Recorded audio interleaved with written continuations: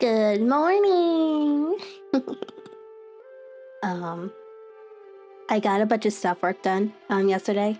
I did a bunch of shorts I scheduled for this week. Right. I didn't record anything, but I did the other shit. I'll probably be recording after the stream, probably. My brother doesn't get up till like noon anyway, so yeah. But yeah, so let me see. Did the little witch just say that we're reading? I didn't check. Hold on.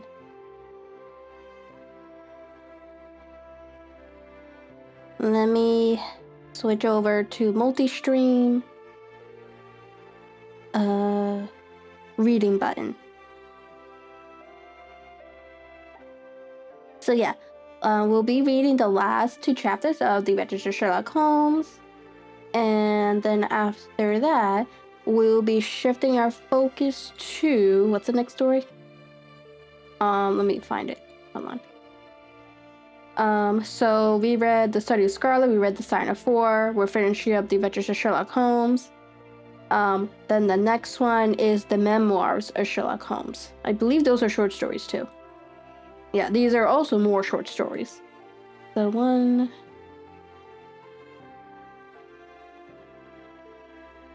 We could probably break this up into... Depending how... I don't think... how long are they? Well, depending how long they are... we could probably break it up into maybe 5 streams.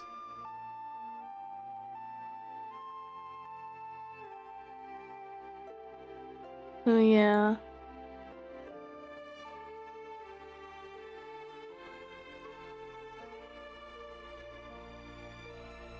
And then after those 2, we'll be going back into the 2 novels. And then I believe the final one is the case study of Sherlock Holmes. I mean, the case book. Which is, I think, the last short stories, I think.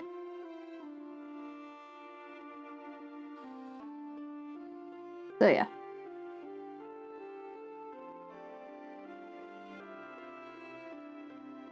So let me copy this. I'm going to make a marker.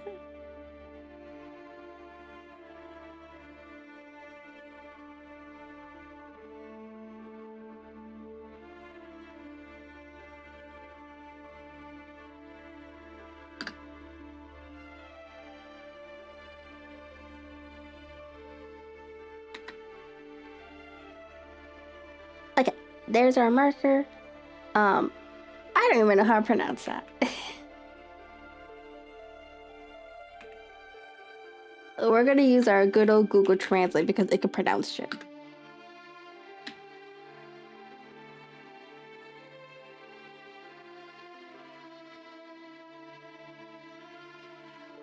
Okay, so this is The Adventures of the Barrel Coronet.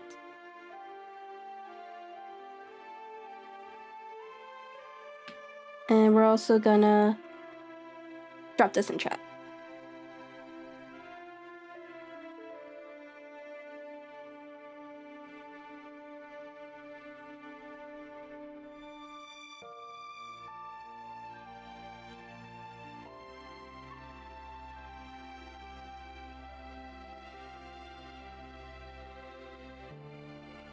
Okay, I may have zoomed in too much. Oh no, that's perfect. It's not super tiny. Jesus Christ. Holmes, said I, as I stood one morning in our above window looking down the street. Here is a madman coming along. Seems Rather sad that his relative should allow him to come out alone. My friend rose lazily from his armchair and stood with his hands in his pockets of his dressing gown, looking over my shoulder. It was a bright, crisp February morning, and the snow of the day before still lay deep upon the ground, shimmering brightly into wintry sun. Down the center of Baker Street, it had been plowed into a brown, crumbly band by the traffic, but at either side, and on the heaped-up edges of the footpaths, it still lay as white as when it fell. The gray pavement had been cleaned and scrapped, but it was still dangerously slippery, so that there were fewer passengers than usual. Indeed, from the direction of the Metropolitan station, no one was coming save the single gentleman whose eccentric conduct had drawn my attention. He was a man of about 50, tall, portly, and imposing, with a massive, strongly marked face and a commanding figure. He was dressed in a sombra yet rich style, in black frock coat, shining hat, neat brown gaiters, and well-cut pearl gray trousers. Yet his actions were in absurd contrast to the dignity of his dress and features, for he was running hard, with occasional little springs, such as a weary man gives who is little accustomed to set any tax upon his legs. As he ran, he jerked his hands up and down, waggled his head, and writhed his face into the most extraordinary contortions. What on earth can be the matter with him? I asked. He is looking up at the numbers of the houses. I believe that he is coming here, said Holmes, rubbing his hands. Here? Yes. I rather think he's coming to consult me professionally. I think that I recognize the symptoms. Ha! Did I not tell you? As he spoke, the man, puffing and blowing, rushed at our door and pulled at our bell until the whole house resounded with the clanging. A few moments later, he was in our room, still puffing, still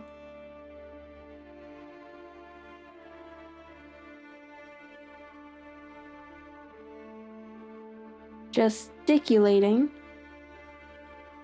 but with so fixed a look of grief and despair in his eyes that our smiles returned into instant to horror and pity. For a while, he could not get his words out, but swayed his body and plucked at his hairs like one who has been driven to the extreme limits of his reason.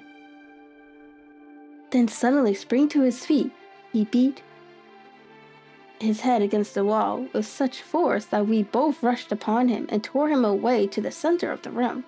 Sherlock Holmes pushed him down into the easy chair and, sitting beside him, patted his hand and chatted with him in the easy, soothing tone which he knew so well how to employ. You have come to me to tell your story, have you not? Said he. You are fatigued with your haste. Pray wait until you have recovered yourself. Then I shall be most happy to look into any little problem which you may submit to me.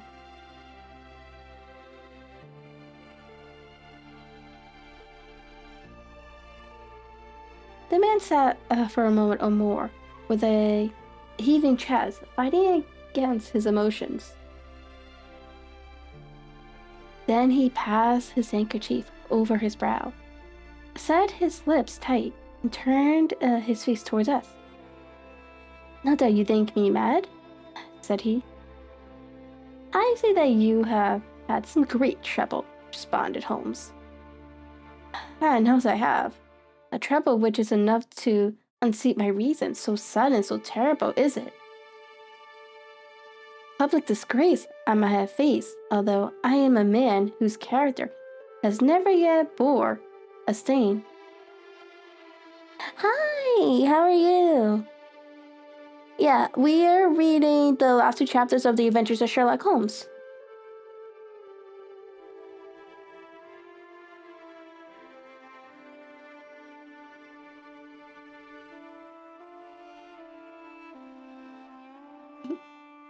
Private affliction also is a lot of every man, but the two coming together, and in so frightful a form, have been enough to shake my very soul.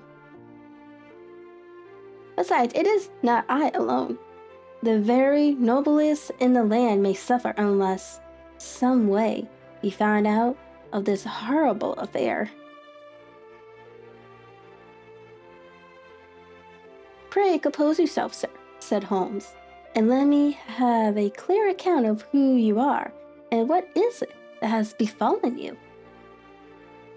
My name, answered our visitor, is probably familiar to your ears. I am Alexander Holder, of the banking firm of Holder and Stevenson, of Needle Street. The name was indeed The name was indeed well known to us, as belonging to the senior partner in the second largest private banking concern in the city of London. What could have happened, then, to bring one of the foremost citizens of London to this most pitiable pass? We waited, all curiously, until with another effort he braced himself to tell his story. I feel that time is of value, said he. That is why I hastened here, when the police investigator suggested that I should secure your cooperation. I came to Baker Street by the Underground and hurried from there on foot, for the cabs go slowly through the snow. That is why I was so out of breath, for I am a man who takes very little exercise. I feel better now, and I will put the facts before you as surely and yet as clearly as I can. It is of course well known to you that in a successful banking business, as much depends upon our being able to find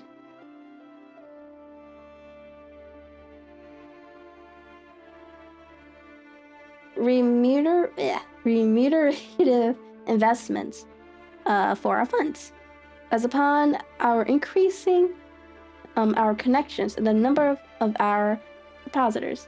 One of our most lucrative means of laying out money is in the shape of loans, where the security is unimpeachable. We have done a good deal in this direction during the last few years. There are many noble families to whom we have advanced large sums upon the security of the pictures, libraries. Libraries?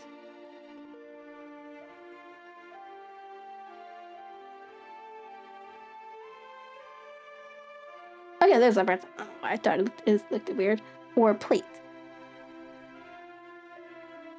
Yesterday morning, I was seated in my office at the bank when a card was brought in to me by one of the clerks.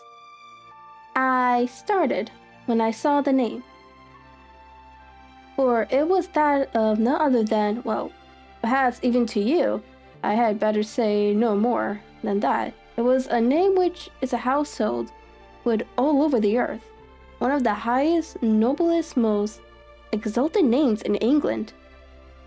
I was overwhelmed by the honor and attempted, which, when he entered, to say so, but he plunged at once into business with the air of a man who wishes to hurry quickly through a disagreeable task. Mr. Holder, said he, I have been informed that you are in the habit of advancing money. The firm does so when the security is good, I answered. It is absolutely essential to me, said he, that I should have 50,000 pounds at once. I could, of course, borrow so trifling a sum 10 times over from my friends, but I much prefer to make it a matter of business and to carry out the business myself. In my position, you can readily understand that it is unwise to place oneself under obligations. For how long, may I ask, do you want this sum? I asked. Next Monday, I have a large sum due to me, and I shall then most certainly repay what you advanced with whatever interest you think is right to charge. But it is very essential to me that the money should be paid at once. I should be happy to advance it without further parley from my own private purse, said I, where it's not the strain would be rather more than it could bear. If, on the other hand, I am to do it in the name of the firm, then in justice to my partner, I must insist that even in your case, every business-like precaution should be taken. I should much prefer to have it so, said he, rising up a square black Morocco case, which he had laid beside his chair. You have doubtless heard of the Riley Coronet, one of the most precious public possessions of the empire, said I. Precisely. He opened the case, and there, embedded in soft, flesh-colored velvet, lay the magnificent piece of jewelry which he had named. There are 39 enormous... I'm gonna keep saying this wrong every time. Barrels, said he, and the price of the gold chasing is incalculable. The lowest estimate would put the worth of the coronet at double the sum which I have asked. I am prepared to leave it with you as my security. I took the precious case into my hands and looked in some perplexity from it to my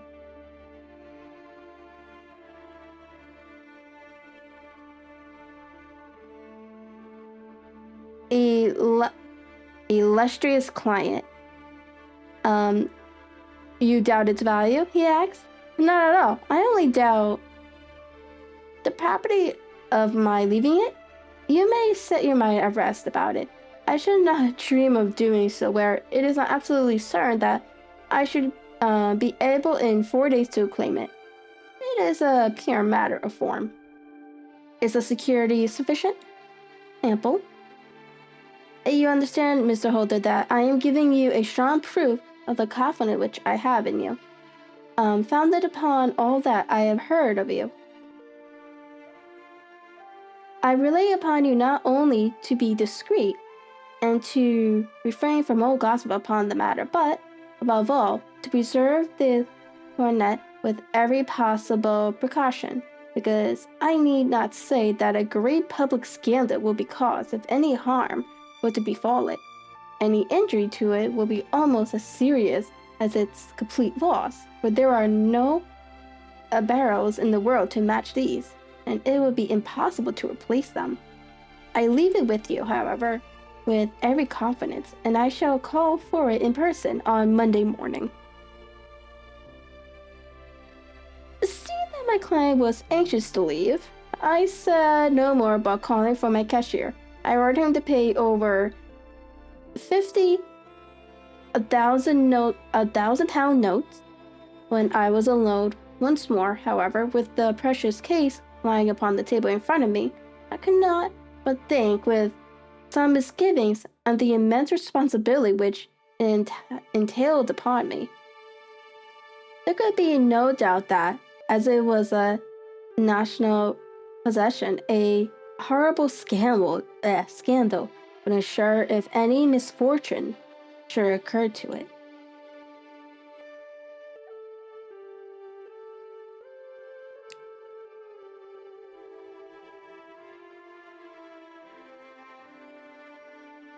pee hot.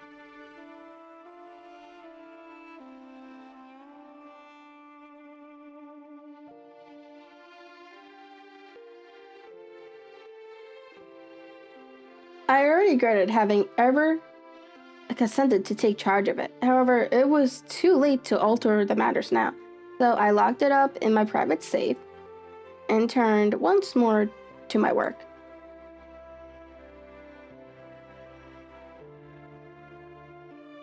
When evening came, I felt that it would be an imprudence to leave so precious a thing in the office behind me. Bankers' safes have been forced before now, and why should not mine be? If so, how terrible would be the possession in which I should find myself. I determined therefore that for the next few days, I would always carry the case backwards and forwards with me, so that it might never be really out of my reach. With this intention, I called a cab and drove out to my house at Stratham, carrying the jewel with me. I did not breathe freely until I had taken it upstairs and locked it in the bureau of my dressing room. And now a word as to my household, Mr. Holmes, for I wish you to thoroughly understand the situation. My groom and my page sleep out of the house and may be set aside altogether. I have 3 maidservants who have been with me a number of years and whose absolute reliability is quite above suspicion. Another Lucy Parr, the second waiting maid, has only been in my service a few months. She came with an excellent character, however, and has always given me satisfaction. She is a very pretty girl and has attracted admirers who have occasionally hung about the place. That is the only drawback which we have found to her, but we believe her to be a thoroughly good girl in every way. The jewel got stolen. Is this what this is about? So much for the servants. My family itself is so small that it will not take me long to describe it.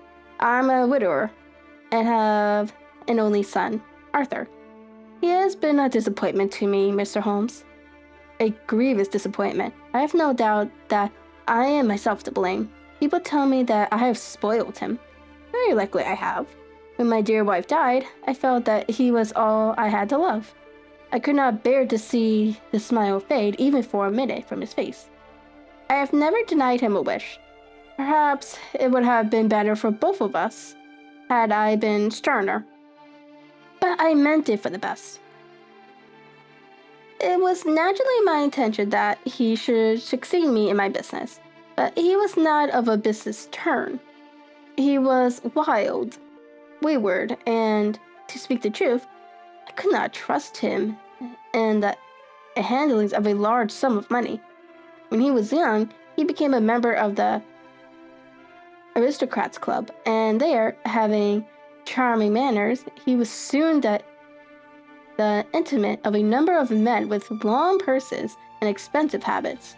He learned to play heavily at cards and to squander money on the turf until he had again and again to come to me and implore me to give him an advance upon his allowance, that he might settle his debts of honor. He tried more than once to break away from the dangerous company which he was keeping, but each time the influence of his friend, Sir George Burnwell, was enough to draw him back again. And indeed, I could not wonder that such a man as Sir George Burnwell should gain an influence over him, for he has frequently brought him to my house, and I have found myself that I could hardly resist the fascination of his manner. He is older than Arthur, a man of the world to his fingertips. One who had been everywhere, seen everything, a brilliant talker, and a man of great personal beauty. Yet when I think of him in cold blood, far away from the glamour of his presence, I am convinced from his cynical speech and the look which I have caught in his eyes that he is one who should be deeply distrusted. So I think, and so two things, my little Mary, who has a woman's quick insight into character. And now, there is only she to be described. She is my niece. But when my brother died 5 years ago and left her alone in the world, I adopted her, and have looked upon her ever since as my daughter. She is a sunbeam in my house, sweet, loving, beautiful, a wonderful manager and housekeeper. Yet as tender and quiet and gentle as a woman would be, she is my right hand. I do not know what I could do without her. In only one matter has she ever gone against my wishes. Twice, my boy has asked her to marry him, for he loves her devotedly, but each time she has refused him.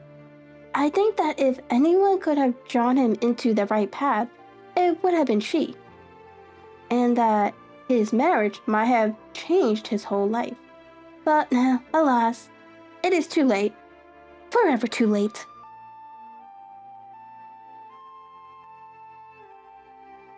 Now, Mr. Holmes, you know the people who live under my roof, and I shall continue with my miserable story.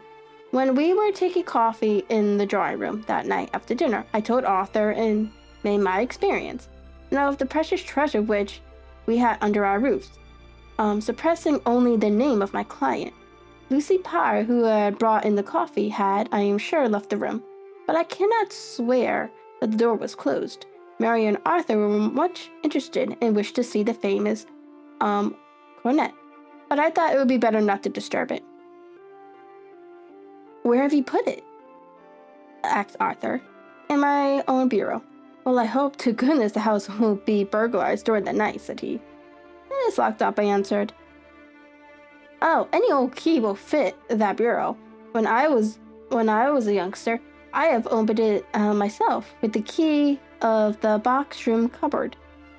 He often had a wild way of talking, so that I thought little of what he said.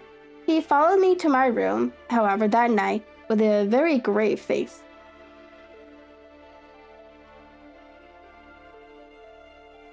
"Look here, Dad," said he with his eyes cast down.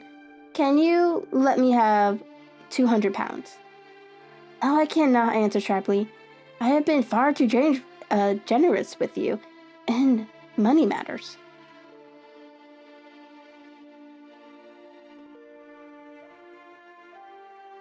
"You have been very kind," said he, "but I must have this money, or else I can never show my face inside the club again."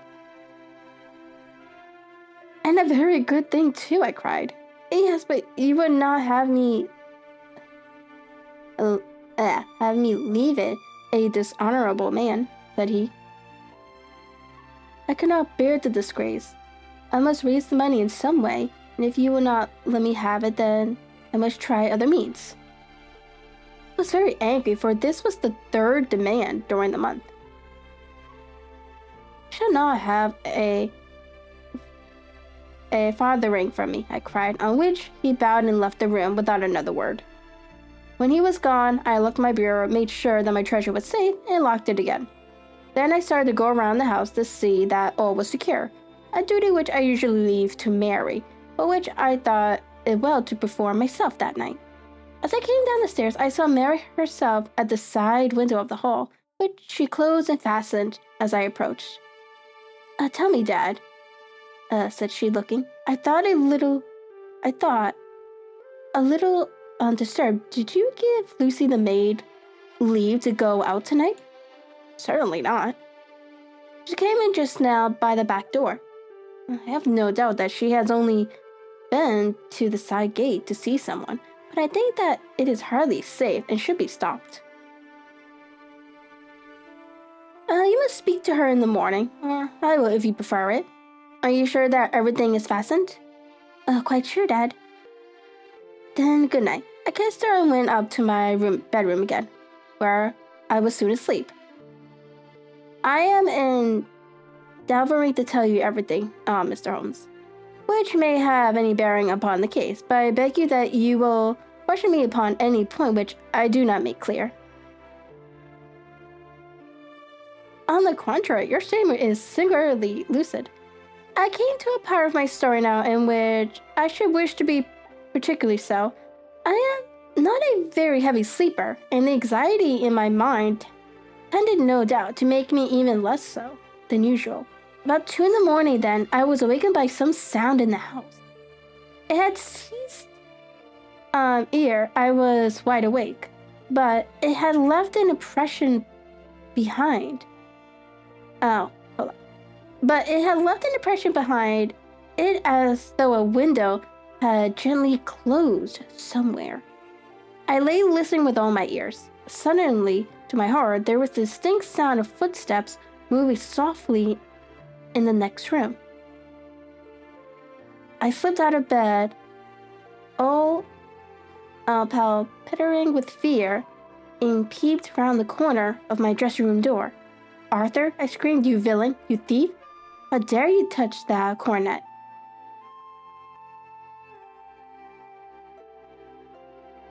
The gas was half up, as I had left it, and my unhappy boy, dressed only in his shirt and trousers, was standing beside the light, holding the cornet in his hands. He appeared to be wrenching at it, or bending it with all his strength. At my cry, he dropped it from his grasp and turned as pale as death. I snatched it up, examined it. One of the gold corners, with 3 of the bars in it, was missing. "You blackguard," I shouted, beside myself with rage. "You've destroyed it. You've dishonored me forever. Where are the jewels which you have stolen?" "Stolen?" he cried. "You thief," I roared, shaking him by the shoulders. "There are none missing. There cannot be any missing," said he. "There are 3 missing, and you know where they are. Must I call you a liar as well as a thief? Did I not see you trying to tear off another piece?" "You have called me names enough," said he. "I will not stand any longer. I shall not say another word about this business, since you have chosen to insult me. I will leave your house in the morning, and make my own way in the world." "You shall leave it in the hands of the police," I cried, half mad with grief and rage. "I shall have this matter probed to the bottom." "You shall learn nothing from me," said he, with a passion such as I should not have thought was in his nature. "If you chose to call the police, let the police find what they can." By this time, the whole house was astir, for I had raised my voice in my anger. Mary was the first to rush into my room, and at the sight of cornet and of Arthur's face, she read the whole story, and with a scream fell down senseless on the ground. I sent the housemaid for the police, and put the investigation into their hands at once. When the inspector and a constable entered the house, Arthur, who had stood sullenly with his arms folded, asked me whether it was my intention to charge him with theft. I answered that it had ceased to be a private matter, but had become a public one, since the ruined cornet was national property. I was determined that the law should have its way in everything.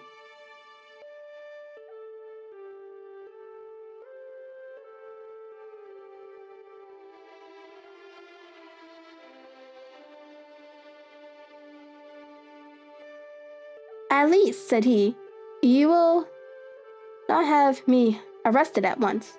It would be to your advantage as well as mine if I might leave the house for 5 minutes." "That you may get away, or perhaps that you may conceal what you have stolen?" said I, and I realized the dreadful position in which I was placed. I implored him to remember that not only my honor, but that of one who was far greater than I was at stake, and that he threatened to raise a scandal which would conceive the nation. He might avert it all if he would, but tell me what he had done with the 3 missing stones.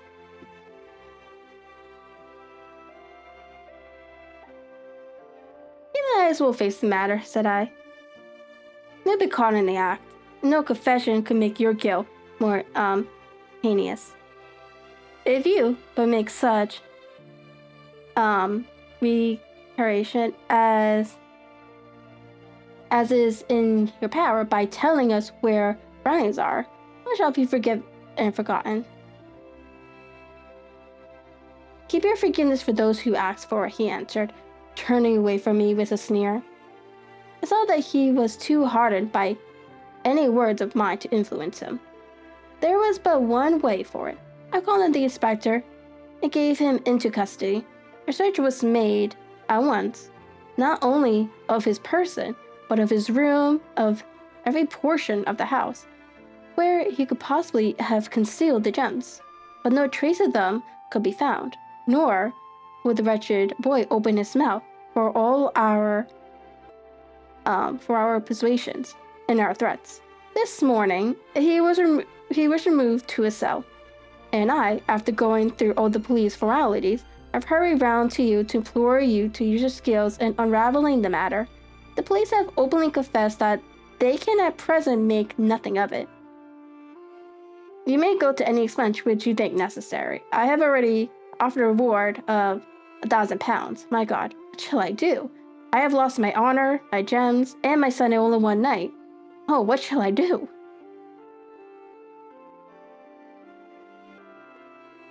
He put a hand on either side of his head and rocked himself to and fro, droning to himself like a child whose grief had got beyond words.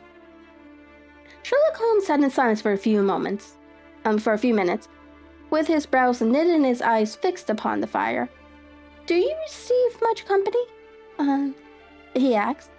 None save my partner with his family, and an occasional friend of Arthur's, Sir George Burnwell. Has been several times lately. No one else, I think. Do you go out much in society? Arthur does. Mary and I stay at home. We neither of us care for it. That is unusual in a young girl. She is of a quiet nature. Besides, she is not so very young. She is 4 and 20.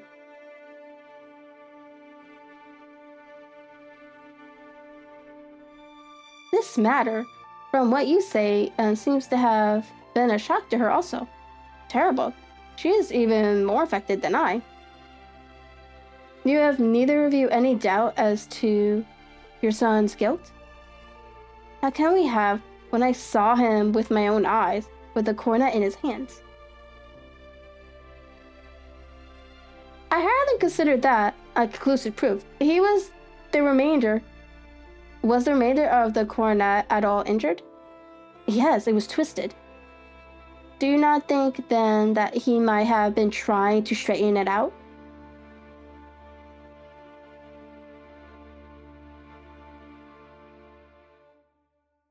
God bless you. You are doing what you can for him and for me, but it is too a heavy task.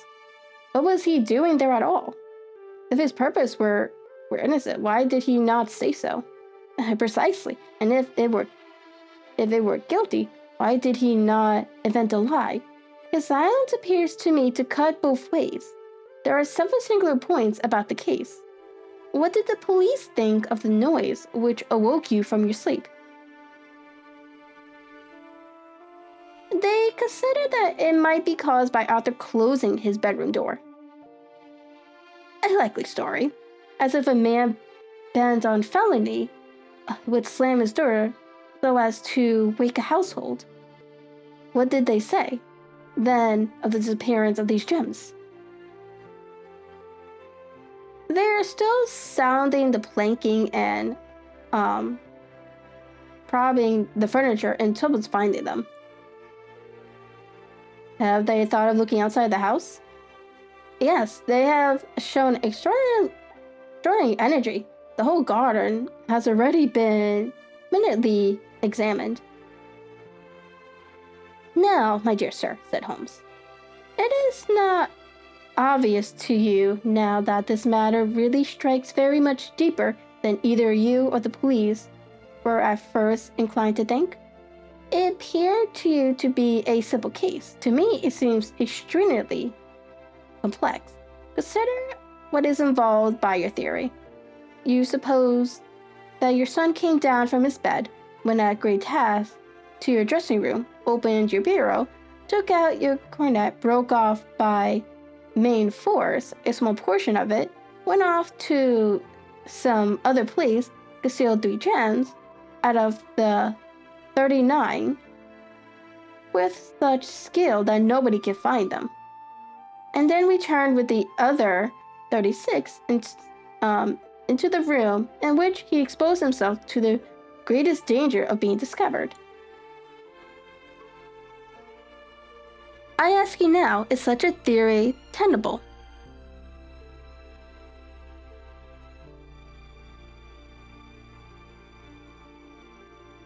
"But what other is there?" cried the banker with a gesture of despair. "If his motives were innocent, why does he not explain them?" "It is our task to find that out," replied Holmes. "So now, if you please, Mr. Holder, we will set off for string him together and devote an hour to glancing a little more closely into details. My friend insisted upon my accompanying them." "All right, then, have a good day."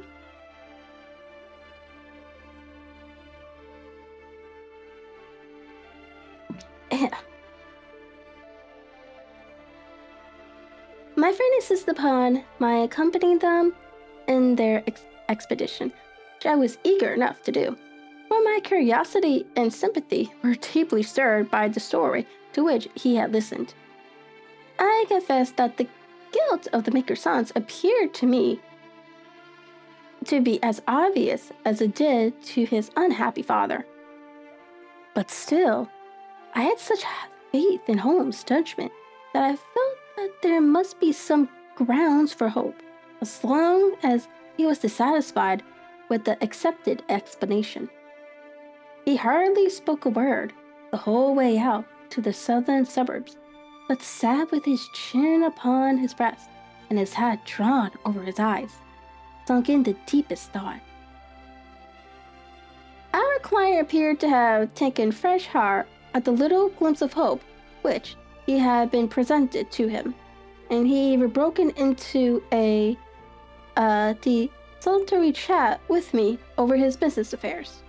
A short railway journey and a shorter walk brought us to Fairbank, the modest residence of the great financier.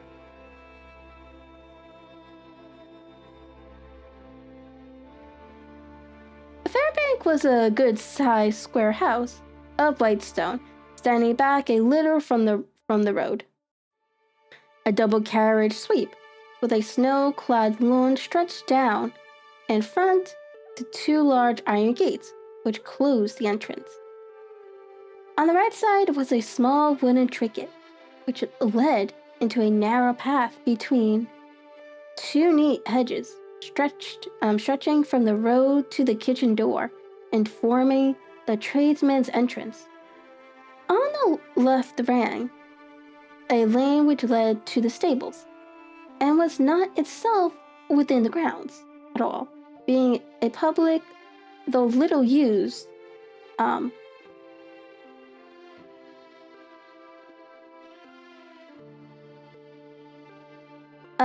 thoroughfare.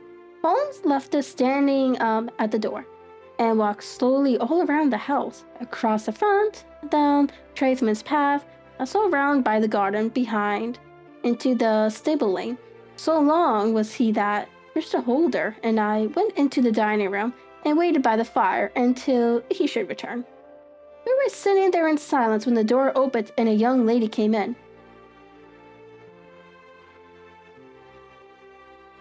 She was rather above the middle height, slim, with dark hair and eyes, which seemed the darker against the absolute color of her skin. I do not think that I have ever seen such deadly paleness in a woman's face. Her lips, too, were bloodless, but her eyes were flushed with crying. As she swept silently into the room, she impressed me with a greater sense of grief than the banker had done in the morning, and it was the more striking in her as she was evidently a woman of strong character.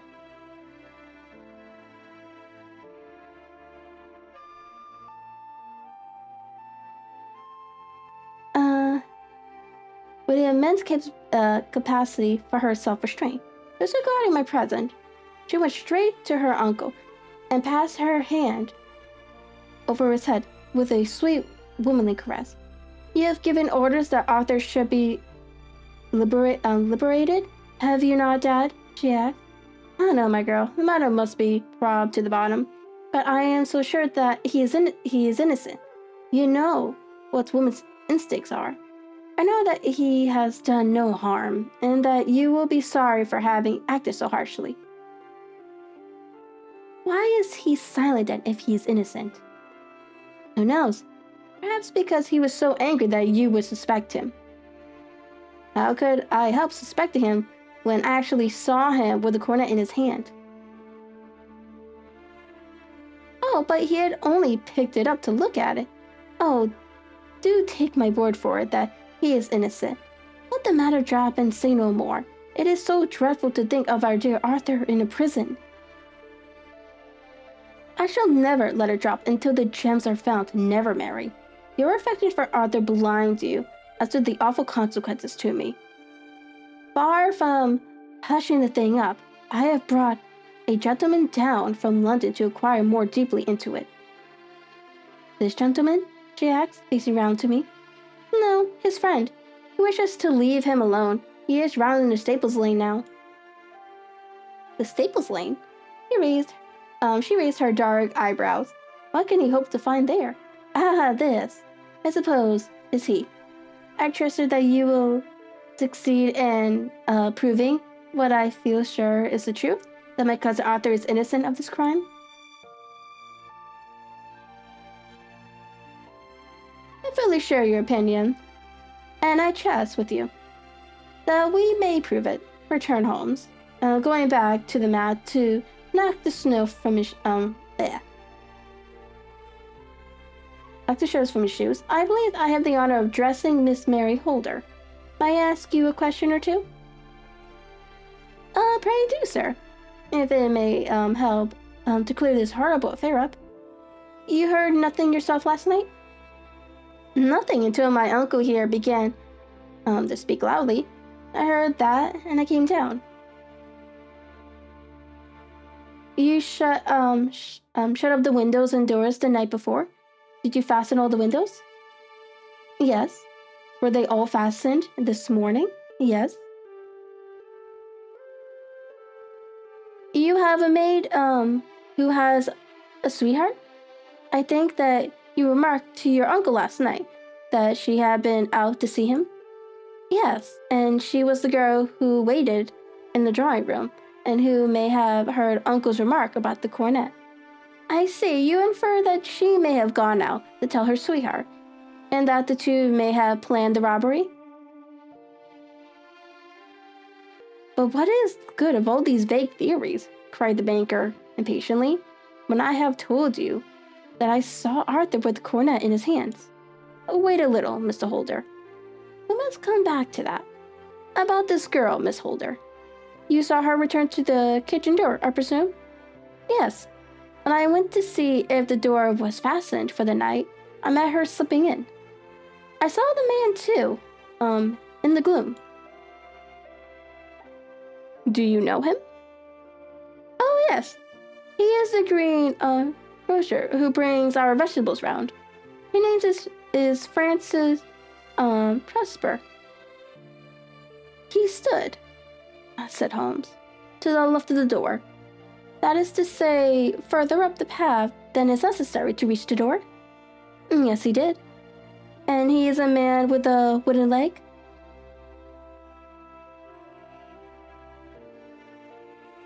Something like fear sprang up in the young lady's expressive black eyes. "Why, you are like a magician," said she. "How do you know that?" She smiled, but there was no answering smile in Holmes' thin, eager face. "I should be very glad now to go upstairs," said he. "I should probably wish to go over the outside of that house again. Perhaps I had better take a look at the lower windows before I go up." He walked swiftly round from one to the other, pausing only at the large one, which looked from the hall into the stable lane.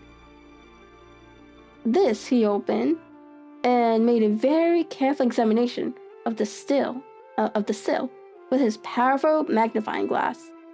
"Now we shall go upstairs," said he at last. The banquet dressing room was a plainly furnished little chamber, with a gray carpet, a large bureau, and a long mirror. Holmes went to the bureau first and looked hard at the lock.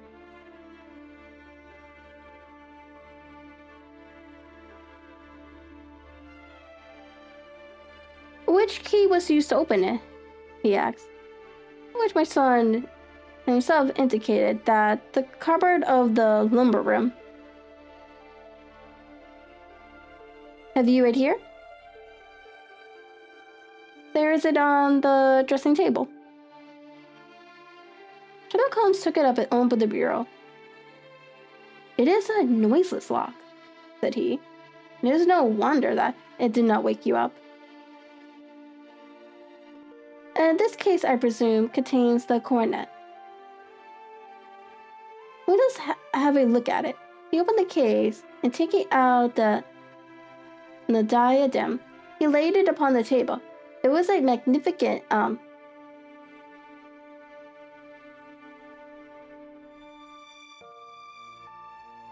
specimen, I think that's what the word is.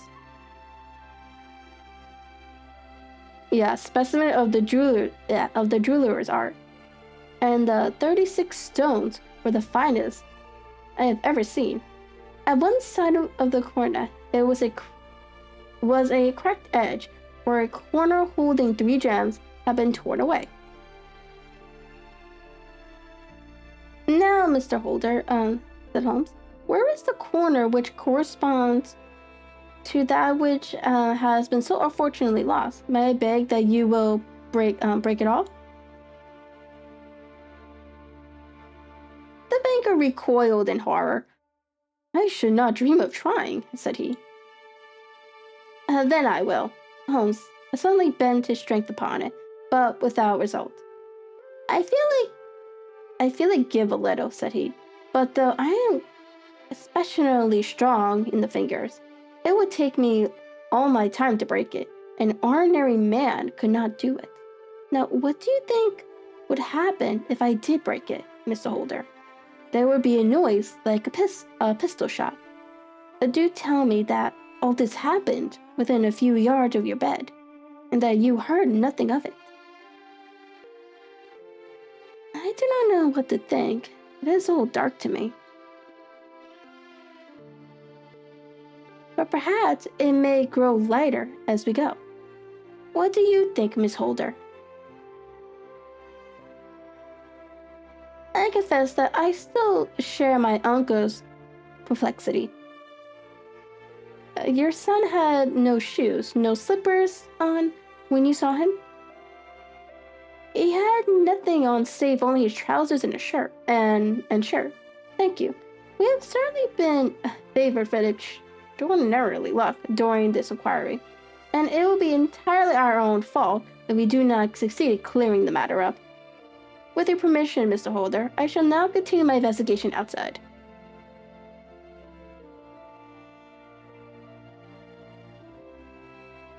He went alone at his own request, for he explained that any unnecessary footmark might make his task more difficult. For an hour or more he was at work, returning at last with his feet heavy with snow and his features as inscrutable as ever. I think that I have seen now all that there is to see, Mr. Holder, said he. I can serve you best by returning to my rooms. But the gems, Mr. Holmes, where are they? I cannot tell.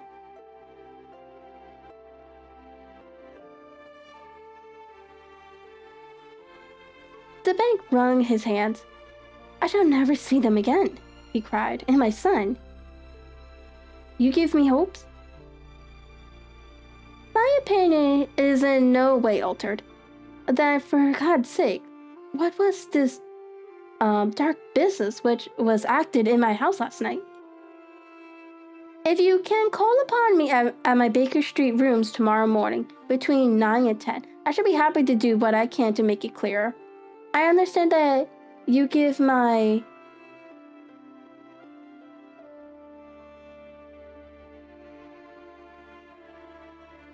acted wounds to act for you, provide only that I get back the gems, and that you place no limits on the sum I may draw. I would give my fortune to have them back. Very good. I shall look into the matter between this and then. Goodbye. It is just possible that I may have to come over here again before evening. I am so confused.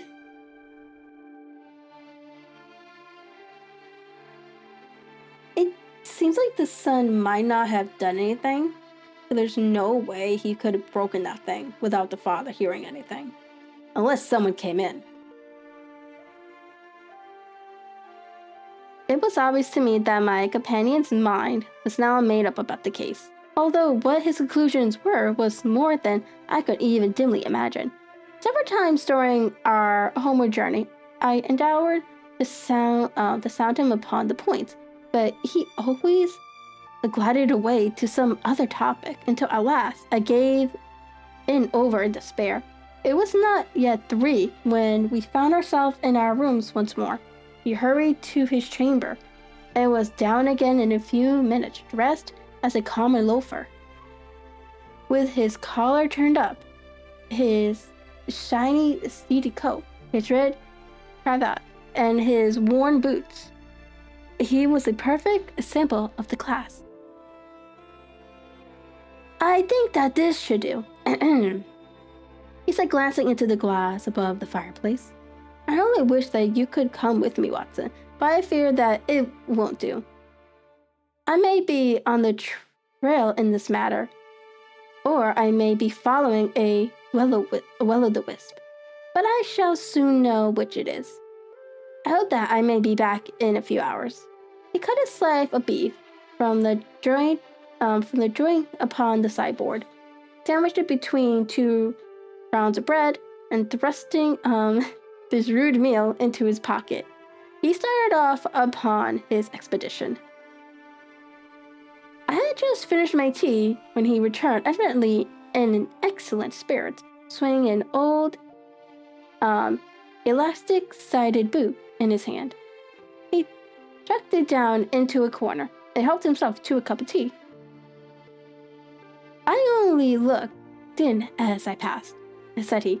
I am going right now, right on. Where to? Oh, to the other side of the West End.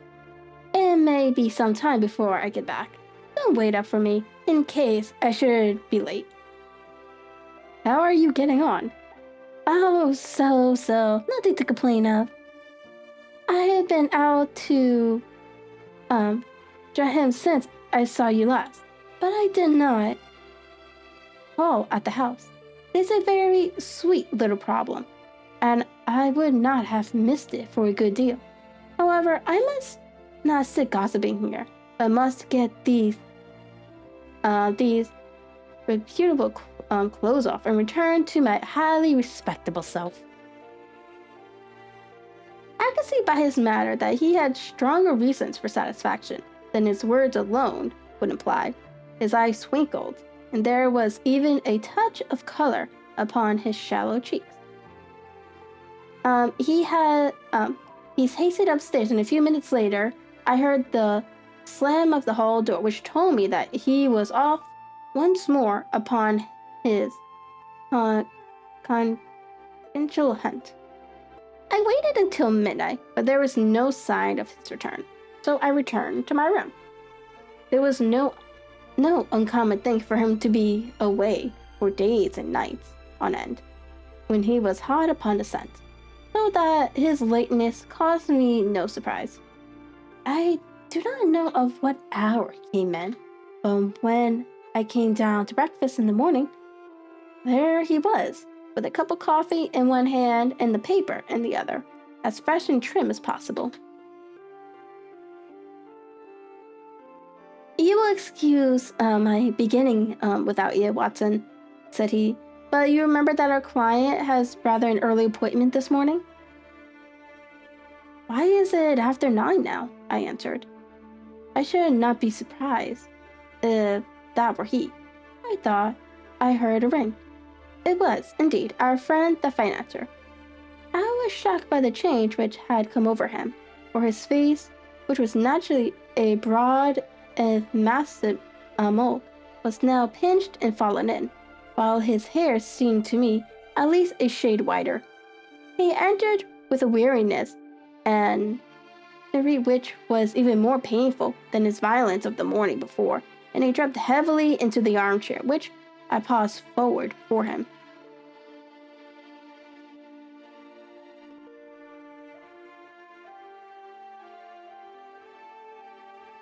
I do not know what I have done to be so severely tried, said he. Only 2 days ago, I was a happy and prosperous man, without a care in the world. Now I am left to a lonely and dishonored age. One sorrow comes close upon the heels of another.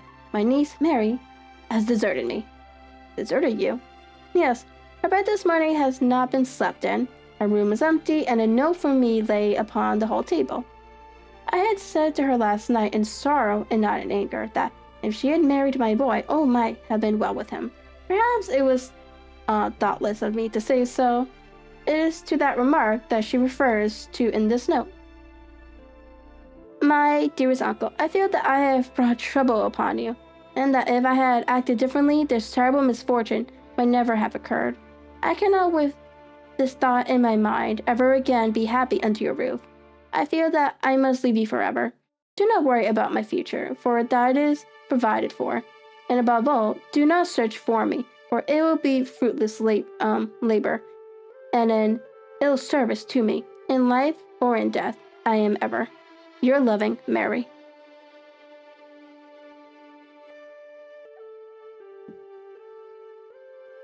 What would she mean by that note, Mr. Holmes? Do you think it points to suicide? No, nothing of the kind. It is perhaps the best possible solution. I trust, Mr. Holder, that you are nearing the end of your troubles. You say so. You have heard something, Mr. Holmes? Do you have learned something? Where are the gems?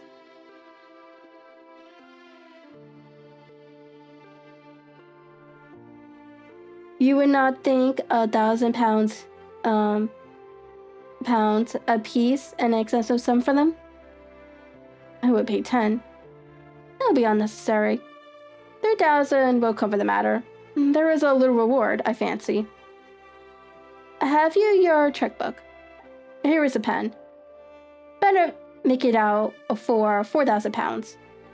With a dazed face, the banker made out the required check. Holmes walked over to his desk, took out a little triangular piece of gold with 3 gems in it, and threw it down upon the table. With a shriek of joy, our client clenched it up. You have it, he gasped. I am saved.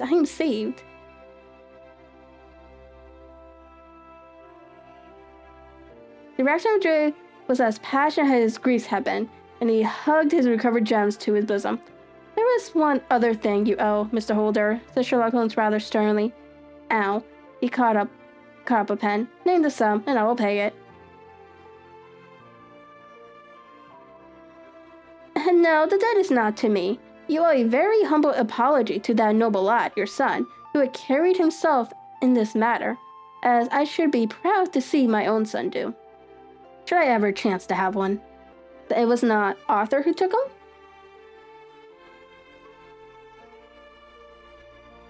I told you yesterday, and I repeat today, that it was not. You are sure of it. Then let us hurry to him at once to let him know that the truth is known.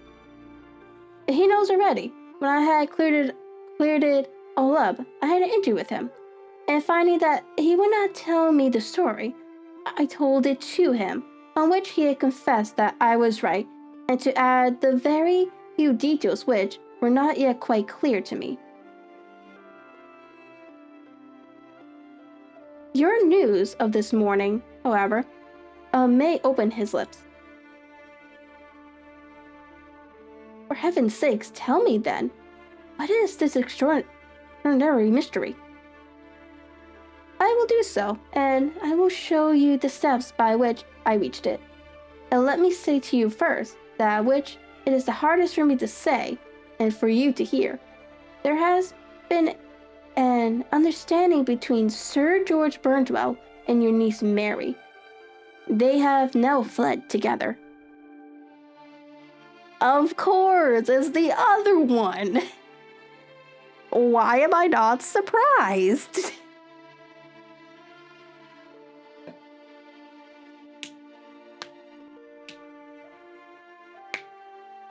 Mary, impossible.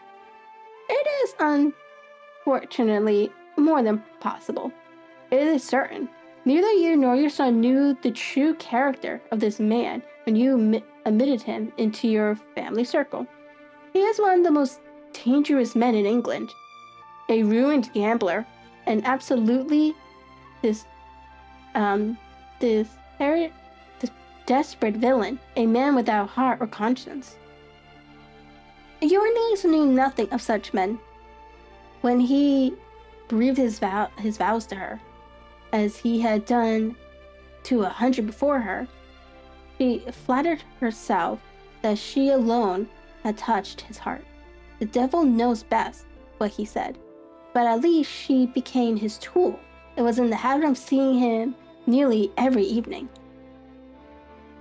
I will not believe it, cried the banker with an ashen face. I will tell you then what occurred in your house last night. Your niece, when you had, as she thought, gone to your room, slipped down and talked to her lover through the window, which led into the stable lane. His foot marks had pressed right through the snow, so long had he stood there. She told him of the coronet. His wicked lust for gold kindled at the news, and he bent her to his will. I have no doubt that she loved you, but there are women in whom the love of a lover extinguishes all other loves, and I think that she must have been one. She had hardly listened to his instructions when she saw you coming downstairs, on which she closed the window rapidly and told you about one of the servants' expedients with her wooden-legged lover, which was all perfectly true. Your boy Arthur went to the bed after his interview with you, but he slept badly on the account of his uneasiness about his club debts. In the middle of the night, he heard a soft tread pass his door, so he rose and looking out, was surprised to see his cousin walking very stealthily along the passage until she disappeared into your dressing room. Petrified with astonishment, the lad slipped on some clothes and waited there in the dark to see what would come of this strange affair.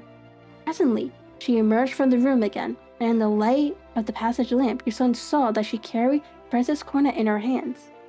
She passed down the stairs, and he, thrilling with horror, ran along and slipping behind the curtain near your door, whence he could see what passed in the hall beneath. He saw her stealthily open the window, hand out the coronet to someone in the gloom, and then closing it once more, hurry back to her room, passing quite close to where he stood, hid behind the curtain. As long as she was on the scene, he could not take any action without a horrible exposure of the woman whom he loved. But the instant that she was gone, he realized how crushing a misfortune this would be for you, and how all important it was to set it right. He rushed down just as he was, and his bare feet opened the window, sprung out into the snow, and ran down the lane, where he could see a dark figure in the moonlight. Sir George Burnwell tried to get away, but Arthur caught him. And there was a struggle between them. Your lad tugging at one side of the cornet, and his opponent at the other. In the scuffle, your son struck Sir George and cut him over the eye. Then something suddenly snapped, and your son, finding that he had the cornet in his hands, rushed back, closed the window, ascended to your room, and had just observed that the cornet had been twisted in the struggle, and was endeavoring to straighten it when you appeared upon the scene. Is it possible? Gasped the banker. He then roused his anger by calling him names at the moment, when he felt that he deserved your warmest thanks. He could not explain the true state of affairs without betraying one who certainly deserved little enough consideration at his hands. He took the more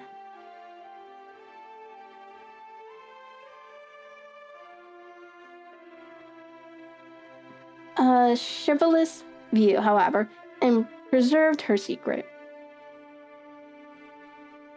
And that was why she shrieked and fainted when she saw the cornet, cried Mr. Holder. Oh my God, what a blind fool I've been. And his asking to be allowed to go out for 5 minutes? Dear fellow wanted to see if the missing pieces were at the scene of the struggle. How cruelly I have misjudged him. When I arrived at the house, continued Holmes, I at once went very carefully round it, to observe if there was any traces in the snow which might help me. I knew that none had fallen since the evening before, and also that there had been a strong frost preserve impressions. I passed along the tradesman's path but found it all trampled down and indistinguishable. Just beyond it, however, at the far side of the kitchen door, a woman had stood and talked with a man, whose round impressions on one side showed that she had a wooden leg. I couldn't even tell that they had been disturbed, for the woman had run back swiftly to the door, as she was shown by the deep toe and the light heel marks, while wooden leg had waited a little, and then had gone away. I thought at the time that this might be the maid and her sweetheart of whom you had already spoken to me. An inquiry showed it was so. I passed round the garden without seeing anything more than random tracks, which I took to be the police. But when I got into the stable line, a very long and complex story was written in the snow in front of me. There was a double line of tracks of a booted man, and a second double line which I saw with the delight belonging to a man with naked feet. I was at once convinced that what you had told me, that the latter was your son. The first had walked both ways, but the other had ran swiftly, and as his trend was marked in place over the depression of the boot, it was obvious that he had passed after the other. I followed them up and found they led to the hall window, where Boots had worn all the snow away while waiting. When I walked to the other end, which was 100 yards or more down the lane, I saw where Boots had faced round, and where the snow was cut up, as though there had been a struggle. And finally, where a few drops of blood had fallen, to show me that I was not mistaken. Boots had then run down the lane, and another little smudge of blood showed that it was he who had been hurt. When he came to the high road at the other end, I found that the pavement had been cleared, so there was an end to that clue. On entering the house, however, I examined, as you remember, the sill and the framework of the hall window with my lens. and I could at once see that someone had passed out. I could distinguish the outline of an instep, where the wet foot had been placed in coming in. I was then beginning to be able to form an opinion as to what had occurred. A man had waited outside the window. Someone had brought the gem. The deed had been overseen by your son, and he had pursued the thief, had struggled with him. They had each tugged at the coronet, their united strength causing damages which neither alone could have effected. He had returned with the prize, but had left a fragment in the grasp of his opponents. So far, I was clear. The question now was, who was the man, and who was it brought him the coronet? It is an maximum of mine that when you have excluded the impossible, whatever remains, however improbable, must be the truth.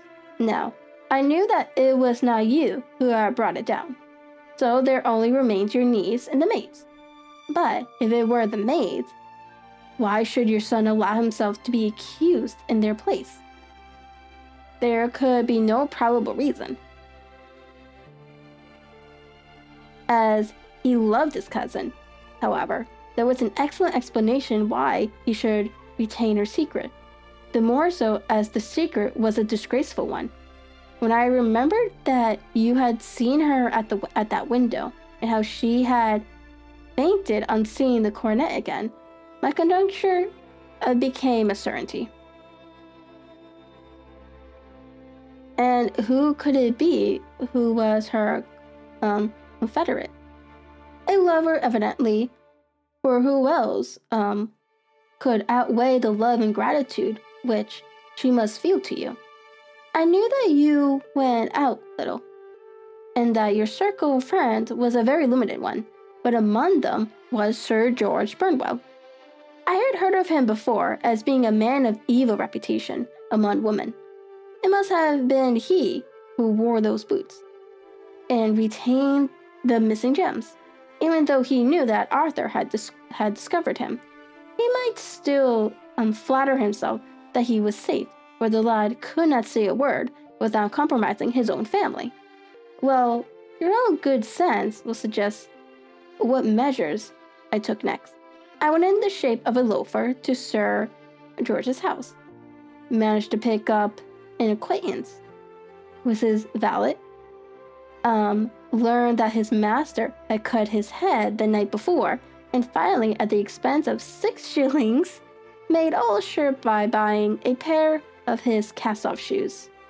With those, I journeyed down to Streatham and saw that they exactly fitted the tracks. I saw an ill-dressed vagabond in the lane yesterday evening, said Mr. Holder. Precisely, it was I. I found that I had my man, so I came home and changed my clothes.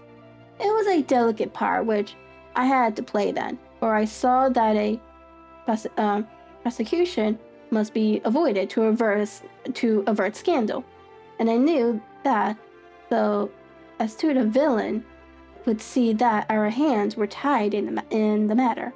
I went and saw him. At first, of course, he denied everything, but when I gave him every particular that had occurred, he tried to bluster and took down a life preserver from the wall. I knew my man, however, and I clapped a pistol to his head before he could strike. Then he became a little more reasonable. I told him that I would give him a price for the stones he held. £1,000 apiece. That brought out the first signs of grief that he had shown. Why dash it all, said he.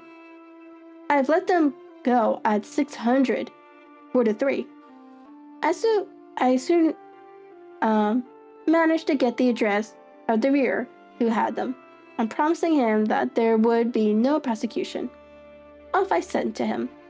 And after much chaffering, I got our stones at 1,000 pounds apiece. Then I looked it upon your son, told him that all was right, and then eventually got to my bed about 2 o'clock, after what I may call a really hard day's work.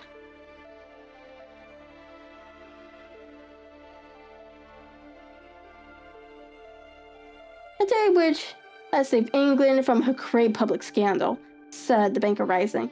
Sir, I cannot find words to thank you, but you should not find me ungrateful for what you have done. Your skills has indeed exceeded all that I have heard of it. And now I must fly to my dear boy to apologize to him for the wrong which I have done to him. As to what you tell me of poor Mary, it goes to my very heart. Not even your skills can inform me where she is now.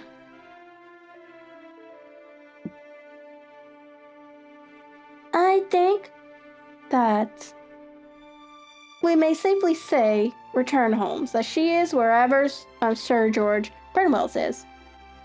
It is equally certain, too, that wherever her sins are, they will soon receive a more than sufficient punishment.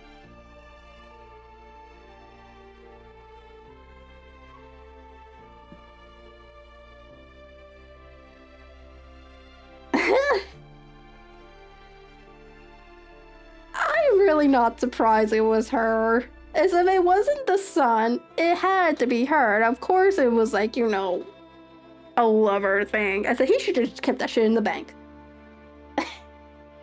The moment he took that home, that's like, no, something's gonna happen. That was probably like poor judgment on his part.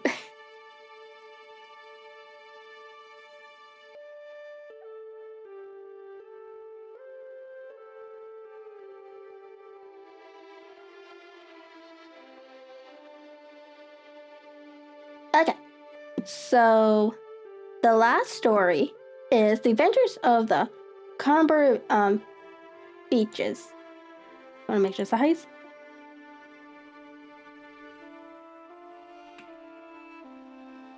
Yeah, beaches.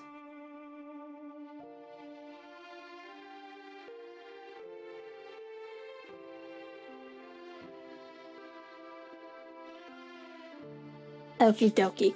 To the man who loves art for its own sake, remarked Sherlock Holmes, tossing aside the advertisement sheet of the Daily Telegraph.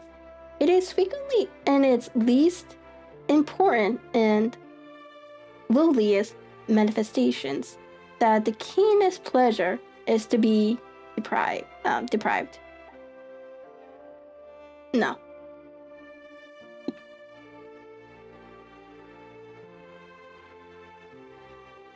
Sorry, derived. It is a pleasure to me to observe, Watson, that you have so far grasped this truth.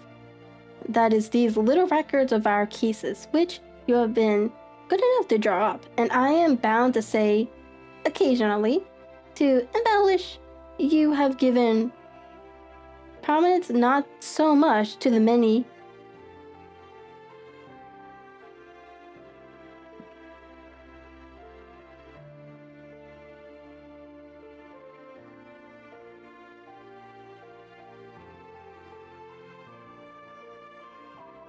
so it's cause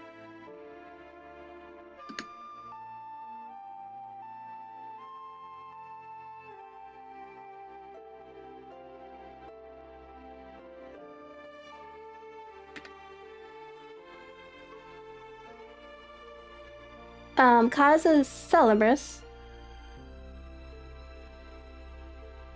and sensational trials in which I have figured, but rather to those incidents which may have been trivial in themselves, but which have given room for those faculties of the deduction of the logical Bethany, which I have made my special providence. That is the biggest wrong on sentence ever.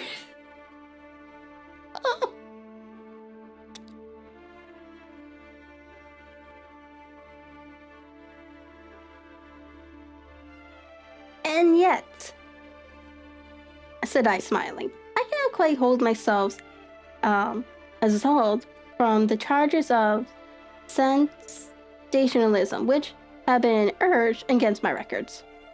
You have urged, perhaps, he observed, taking up a glowing cinder with the tongs and lightnings, with it the long cherry wood pipe, which was wont to replace his clay when he was in a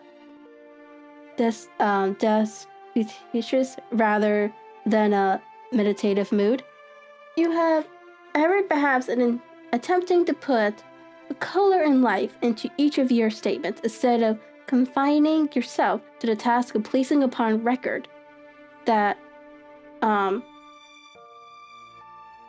sever reasonings from cause to effect, which is really the only notable feature about the thing. It seems to me that I have done you full justice in the matter, I remarked, with some coldness, for I was repelled by the egotism which I had more than once observed to be a strong factor in my friend's singular character. No, it is not selfish or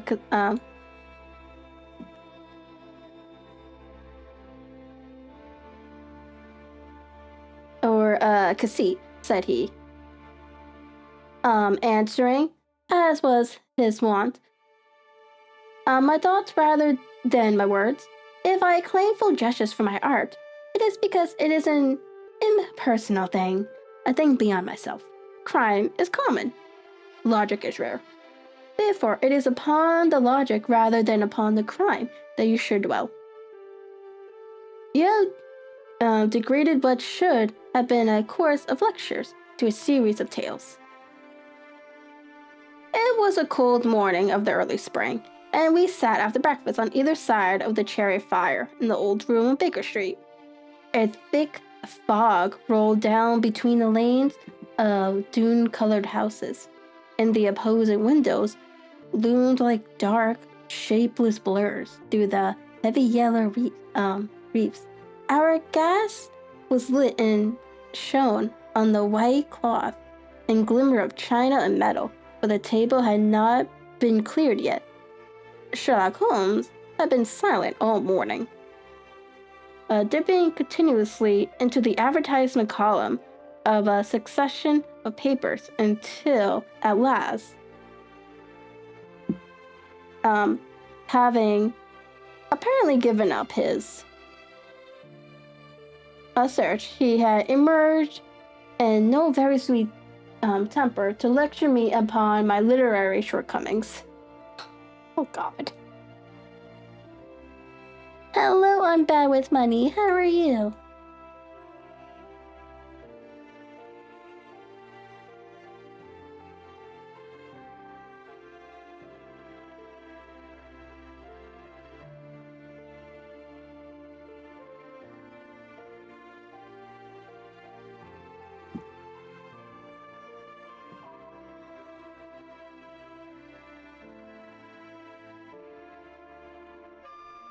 At the same time, he remarked after a pause, during which he had sat puffing at his long pipe and gazing down into the fire.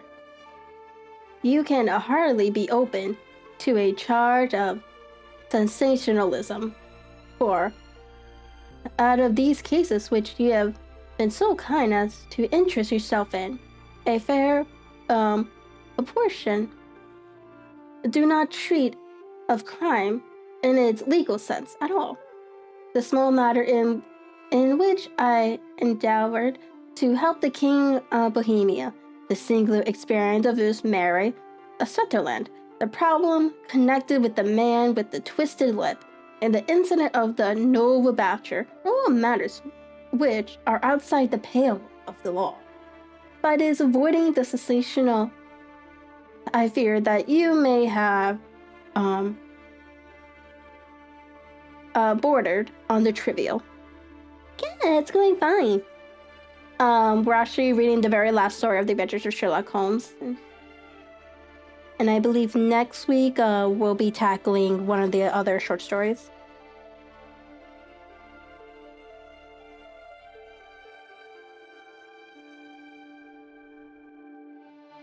The end may have been so, I answered, but the methods I hold to have been novel and of interest.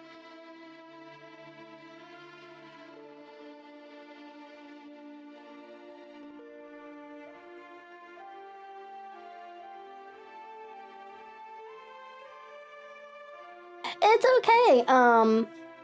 I am posting everything on YouTube, so we have all the stories there. But yeah, these are like short stories, so I've been doing 2 a stream. But yeah, this is like the last one. But next week we'll be starting the next Sherlock Holmes story, so.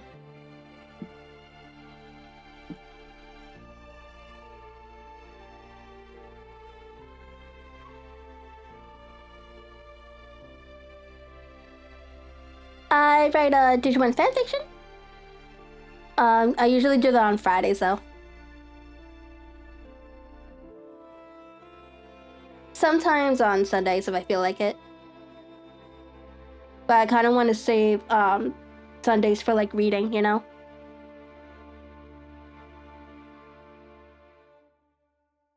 Yeah, so next week we will be starting the memoirs of Sherlock Holmes.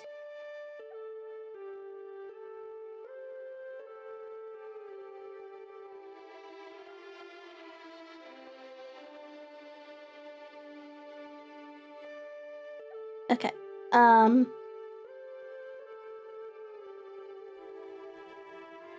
Fisher, my dear fellow, what do the public, the great unobservant public, who could hardly tell a weaver by his tooth or a compositor by his left thumb, care about the finer shades of analysis and deduction?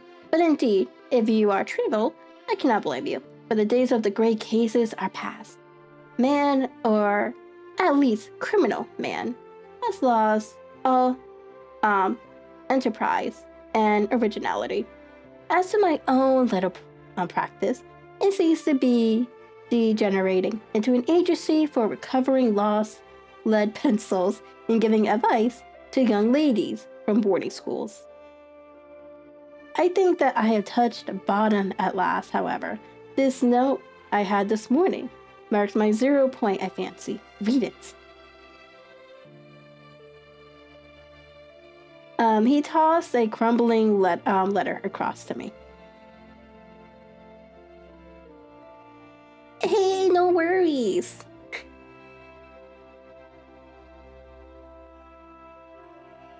And you have a nice day.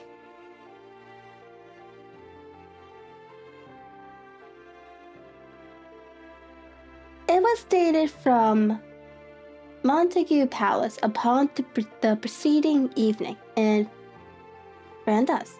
Dear Sherlock Holmes, I am very anxious to consult you as to whether I should or should not accept the situation which has been offered to me as governess. I shall call at 10:30 tomorrow, if I do not inconvenience you.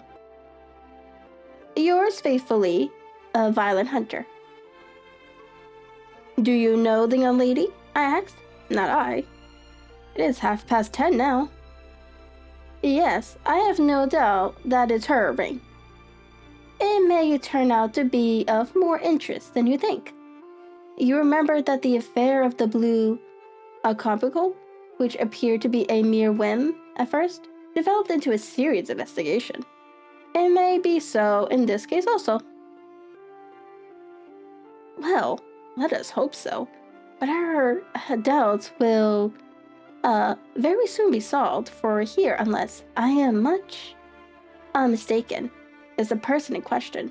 As he spoke, the door opened and a young lady entered the room. She was plainly but neatly dressed, with a bright, quick face, freckled like a plover's egg, and with the brisk manner of a woman who has had her own way to make in the world. You will excuse my troubling you, I am sure, said she, as my companion rose to greet her. I have had a very strange experience, and as I have no parent or relations of any sort from whom I could ask advice, I thought that perhaps you would be kind enough to tell me what I should do. Pray, take a seat, Miss Hunter. I should be happy to do anything that I can to serve you. I could see that Holmes was favorably impressed by the manner and speech of his new client. He looked her over in his searching fashion, and then composed himself with his lids drooping and his fingertips together to listen to her story. I have been a governess for 5 years, said she, in the family of the Colonel Spence Monroe. But 2 months ago, the Colonel received an appointment at Halifax in Nova Scotia and took his children over to America with him, so that I found myself without a situation. I advertised and I answered advertisements, but without success. At last, the little money which I had saved began to run short, and I was at my wits' end as to what I should do. That is a well-known agency for governess in the West End called Bustaways, and there I used to call about once a week in order to see whether anything had turned up, which might suit me. Westaway was the name of the founder of the business, but it is really managed by Miss Stopper. She sits in her own little office, and the ladies who are seeking employment wait in an anteroom, and are then shown in one by one when she consults the ledgers and sees whether she has anything which would suit them.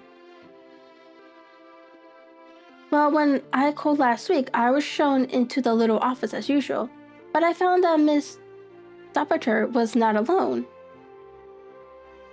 A prodigiously stout man with a very smiling face and a great heavy chin, which rolled down in fold upon fold over his throat, sat at her elbow with a pair of glasses on his nose, looking very earnestly at the ladies who entered. As I came in, he gave quite a jump in his chair and turned quickly to Miss Stopper.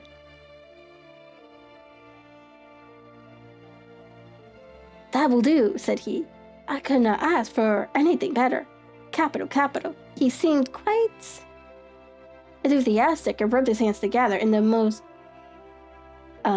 general fashion.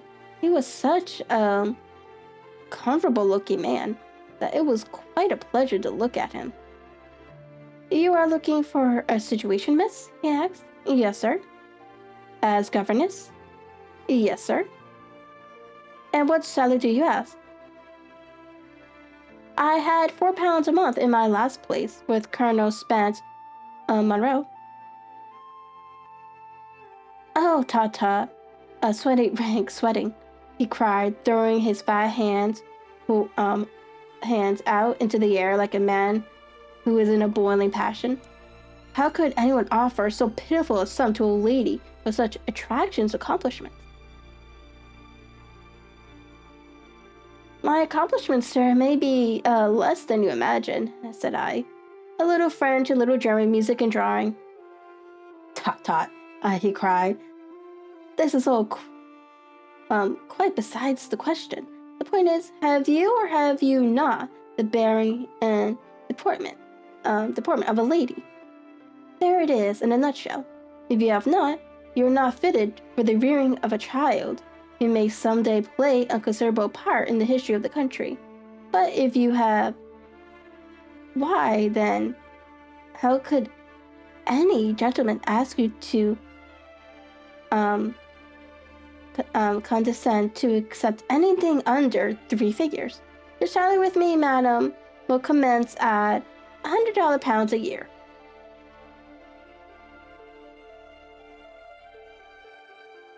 You may imagine, Mr. Holmes, that to me, situate as I was, such an offer seemed almost too good to be true. The gentleman, however, seeing perhaps the look of credulity upon my face, opened a pocketbook and took out a note. "It is also my custom," said he, smiling in the most pleasant fashion until his eyes were just two little shiny slits amid the white creases of his face, to advance to my young ladies half of their salary beforehand, so that they may meet any little expenses of their journey and the wardrobe. It seemed to me that I had never met so fascinating and so thoughtful a man, as I was already in debt to my tradesman. The advance was a great convenience, and yet there was something unnatural about the whole transaction, which made me wish to know a little more before I quite commit myself. "May I ask where you live, sir?" said I. "Hampshire. Charming rural place. The Copper Beaches, 5 miles on the far side of Winchester. It is the most lovely country, my dear young lady, and the dearest old country house." "And my duty, sir? I should be glad to know what they would be."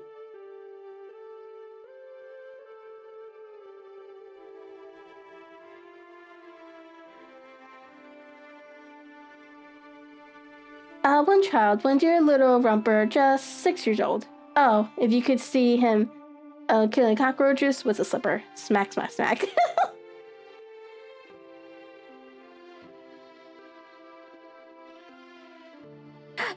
Third guy before you would wink. He leaned back in his chair and laughed his eyes and said again. I was a little startled at the matter of the child's amusement, but the father's laughter made me think that perhaps he was joking. "My sole duties, then," I asked, "are to take charge of a single child?" No. The soul, not the soul, my dear young lady. Your duty would be, as I am sure your good sense would suggest, to obey any little commands my wife might give, provided always that they were such commands as a lady might, with property, obey. You see no difficulty, eh? I should be happy to make myself useful. Quite so.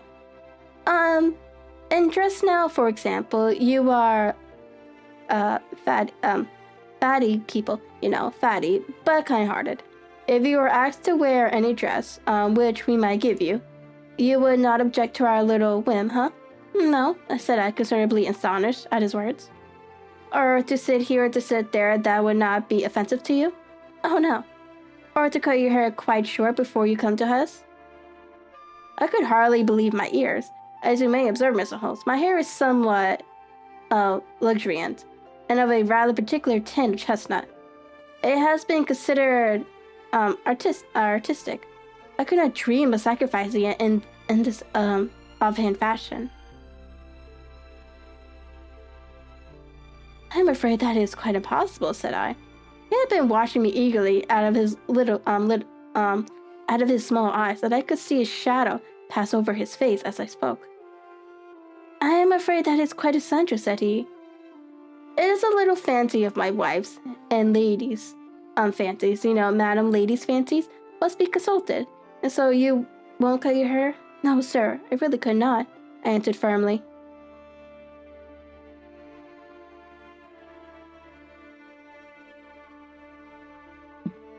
Ah, very well, then that quite settles the matter. It is a pity because, in other respects, you really have done very nicely. In that case, Miss Stopper, I had best inspect a few more of your ladies.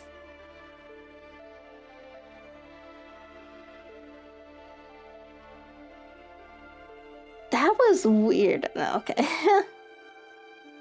The Marchioness had said all this while busy with her papers, without a word to either of us, but she glanced at me now with so much annoyance upon her face that I could not help suspecting that she had lost a handsome commission through my refusal.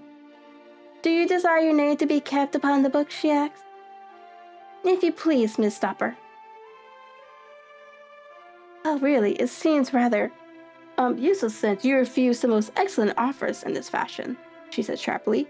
You can hardly expect us to exert ourselves to find another such opening for you. A good day to you, Miss Hunter. He struck a gong upon the table, and I was shown out by the page.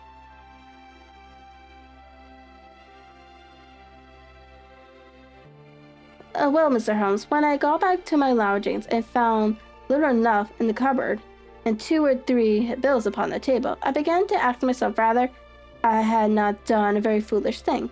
After all, if these people had strange fads and expected obedience on the most extraordinary matters, they were at least ready to pay for their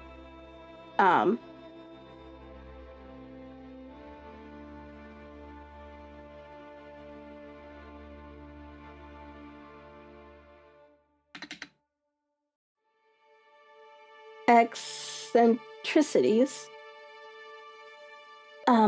Very few governesses in England are getting £100 a year.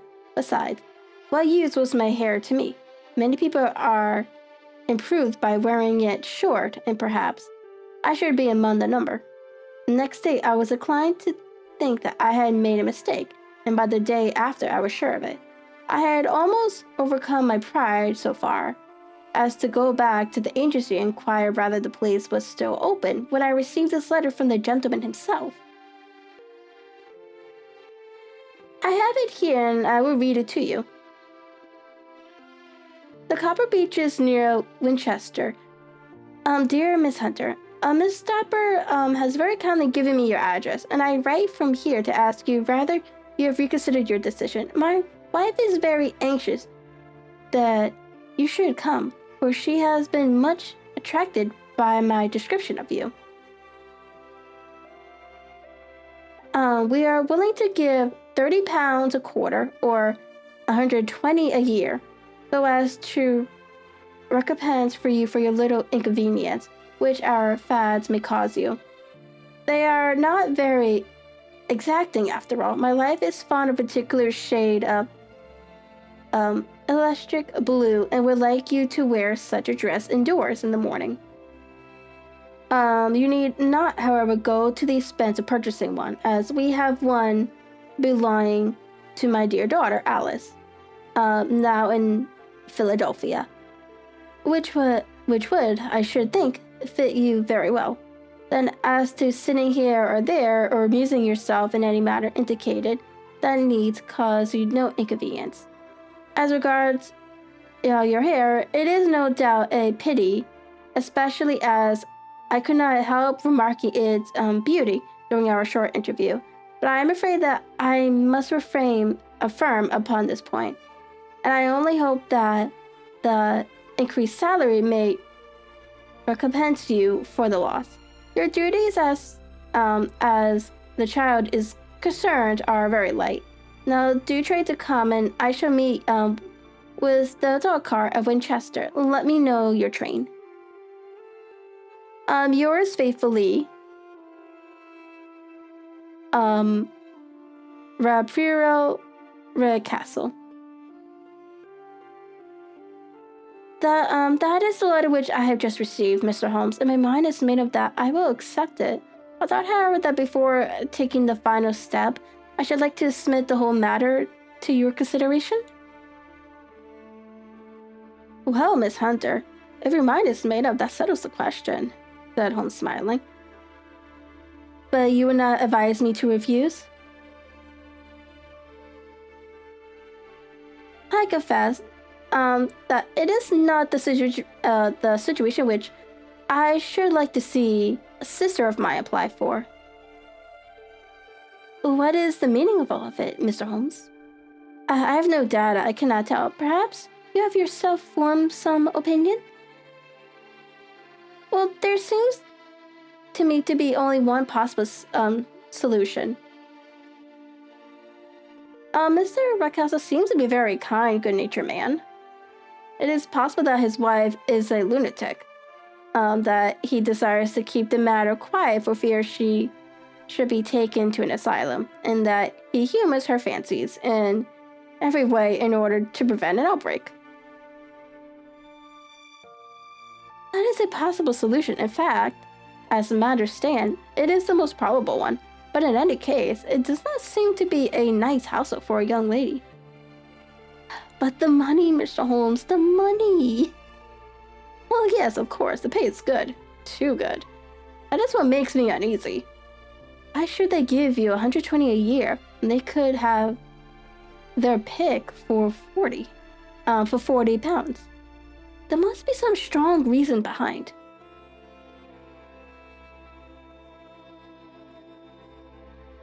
I thought that if I told you the circumstances, you would understand afterwards if I wanted your help. I should feel so much stronger if I felt that you're at the back of me. Oh, you may carry that feeling away with you. I assure you that your little problem promises to be the most interesting which has come my way for some months. There is something distinctly novel about some of the features. You should find yourself in doubt or in danger. Danger? Do you foresee? Holmes shook his head gravely. It would cease to be a danger if we could define it, said he. But at any time, day or night, a telegram would bring me down to your help. That is enough. She rose briskly from her chair, with anxiety all swept from her face. I shall go down to Hampshire Sphere quite easy in my mind now. I shall write to Mr. Rushcastle at once, sacrifice my poor hair tonight, and start for Winchester tomorrow. With a few grateful steps to Holmes, she bade us both good night, and bustled off upon her way. At least, said I, as we heard her quick, firm steps descending the stairs, she seems to be a young lady who is very well able to take care of herself. And she wouldn't need to be, said Holmes gravely. I am much mistaken if we do not hear from her before many days are past.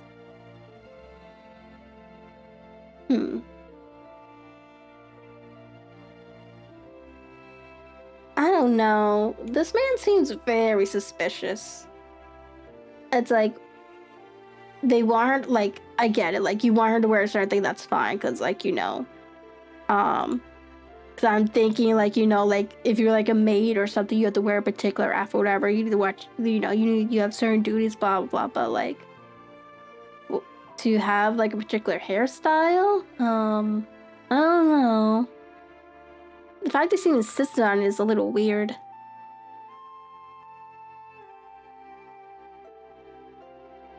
It was not very long before my friend's prediction was fulfilled.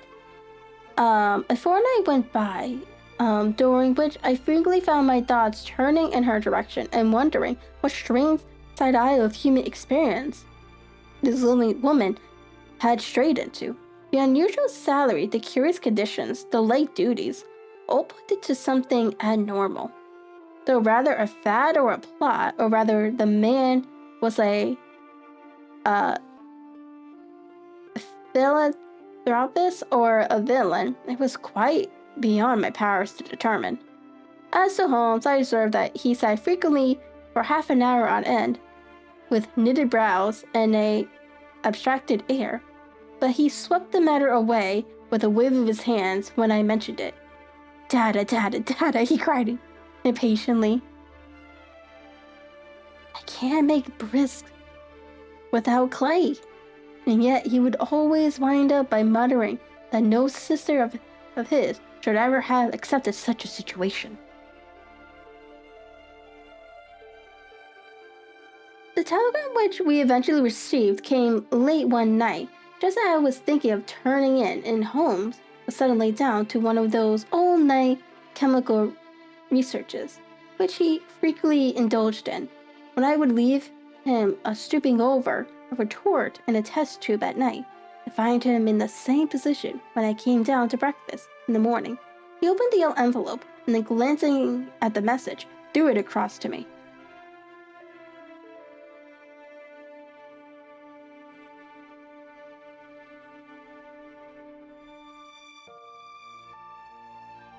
Just look up the trains in just look up the trains in Bradshaw, said he, and turned back to the chemical studies.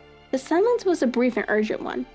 Please be at the Black Swan Hotel in Winchester at midday tomorrow, it said.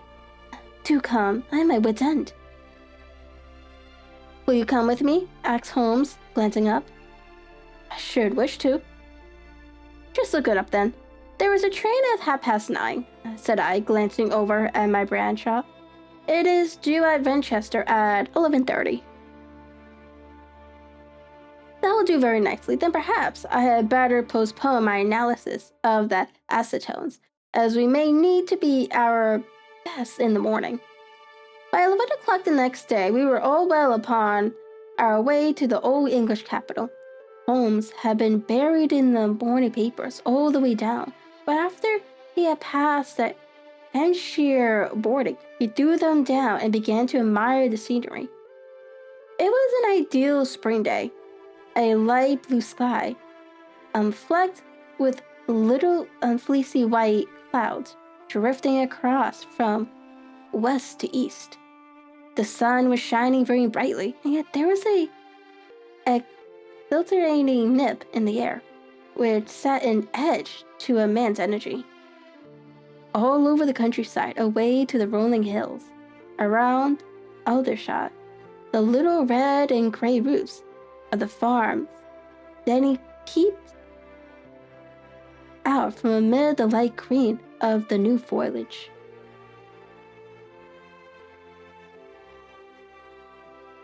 Are they not fresh and beautiful? I cried with all the enthusiasm of a man fresh from the fogs of Baker Street.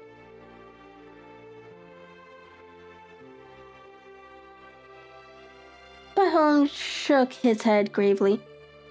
Do you know, Watson, said he, that it is one of the curses of a mind with a turn like mine that I must look at everything with reference to my own special subject? You look at these scattered houses, and you are impressed by their beauty. I look at them, and the only thought which comes to me is a feeling of their isolation, and of the impurity with which crime may be committed here. Good heavens, I cried. Who would associate crime with the dear old homesteads? They always fill me with a certain horror. It was my belief, Watson, founded upon my experience, that the lowest and vilest alleys in London do not present a more dreadful record of sin than does the smiling and beautiful countryside. You horrify me. But the reason is very obvious. The pressure of the public opinion can do in the town what the law cannot accomplish. There is no lane, no aisle, that the scream of a tortured child, the thud of a drunkard blow, does not beget sympathy and indignation among the neighbors.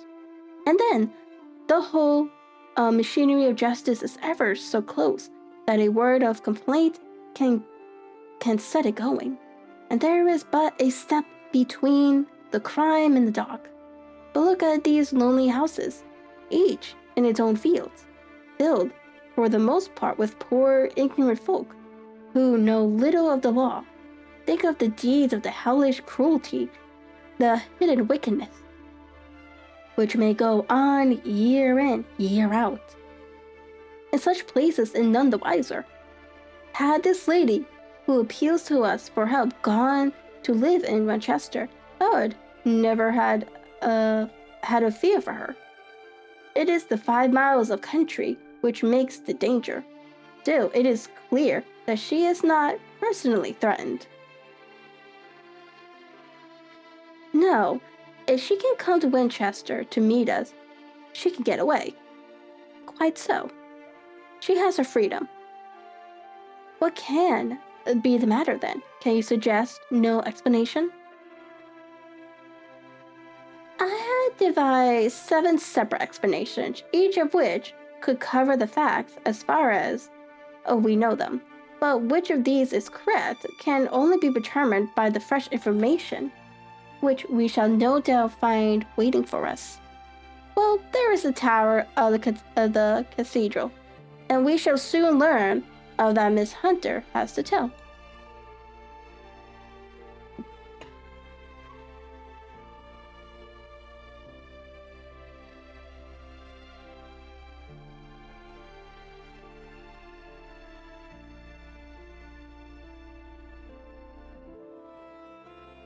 The Black Swan is an inn of repute in the high street, at no distance from the station, and there we found the young lady waiting for us. She had engaged a sitting room, and our lunch awaited us upon the table. "I am so delighted that you have come," she said earnestly. "It is so very kind of of you both, but indeed I do not know what I should do. Your advice will be altogether invaluable to me. Pray tell us what has happened to you." "I'll do so, and I must be quick, for I have promised Mr. Castle to be back before 3. I got his leave to come into town this morning, though he little knew for what purpose. Let's have everything in its due order." Holmes stretched his long, thin legs out towards the fire and composed himself to listen. "In the first place, I must say that I have met on the whole with no actual ill treatment from Mr. and Mrs. Rucastle. It is only fair to them to say that, but I cannot understand them, and I'm not easy in mind about them." "What can you not understand?" There are reasons for their conduct, but you shall have it all just as it occurred. When I came down, Mr. Rucaster met me here and drove me in his dog cart to the Copper Beaches. It is, as he said, beautifully situated, but it is not beautiful in itself, for it is a large square block of a house, whitewashed but all stained and streaked with damp and bad weather. There are grounds round it, woods on 3 sides, and on the 4th, a field which slopes down to the Southampton High Road, which curves past about 100 yards from the front door. This ground in front belongs to the house, but the woods all around are part of Lord Southampton's preserves. A clump of copper beeches immediately in front of the hall door has given its name to the place. I was driven over by my employer, who was amiable as ever, and was introduced by him that evening to his wife and the child. There was no truth, Mr. Holmes, in a conjuncture which seemed to us to be probable in your rooms at Baker Street.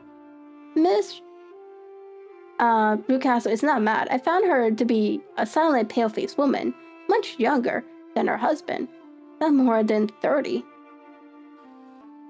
I should think, well, he can hardly be less than 45. For their conversation, I had gathered that they had been married about 7 years, that he was a widower, and that his only child by the first wife was the daughter, who had gone to Philadelphia. Miss Rucastle told me in private that the reason why she had left them was that he had an unreasoning aversion to her stepmother, as the daughter could not have been less than 20. I can quite imagine that her position must have been uncomfortable with her father's young wife. Miss Rucastle seemed to me to be colorless in mind as well as in features. She impressed me neither favorable nor the reverse. She was a non and Lily?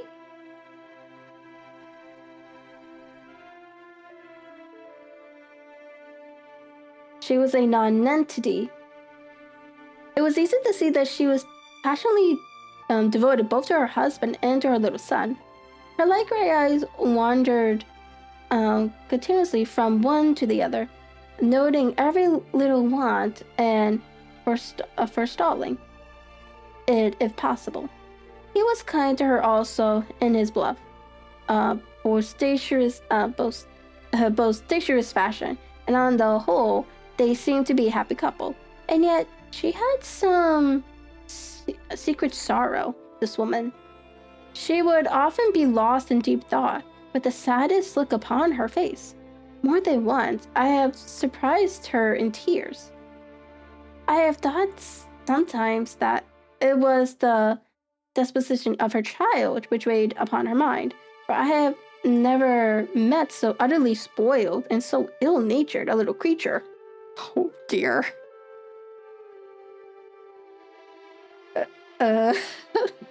So I guess the child doesn't really behave that well, is what they're saying.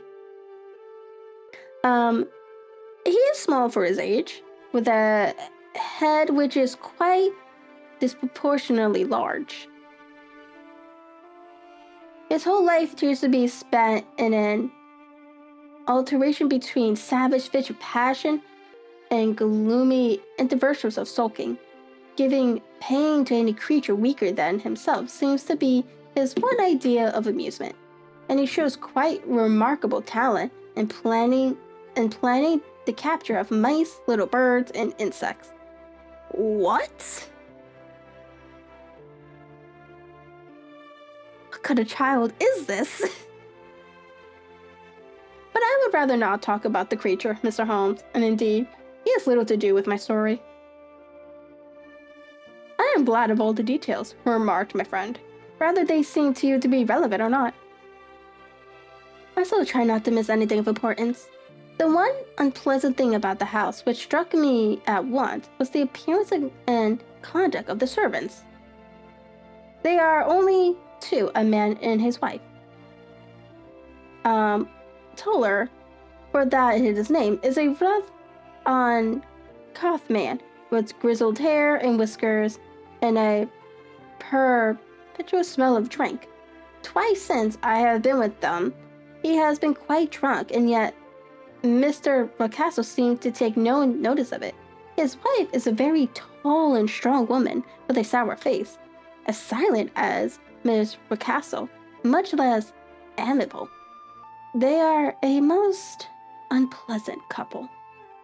But fortunately, I spend most of my time in the nursery and my own room, which are next to each other in one corner of the building.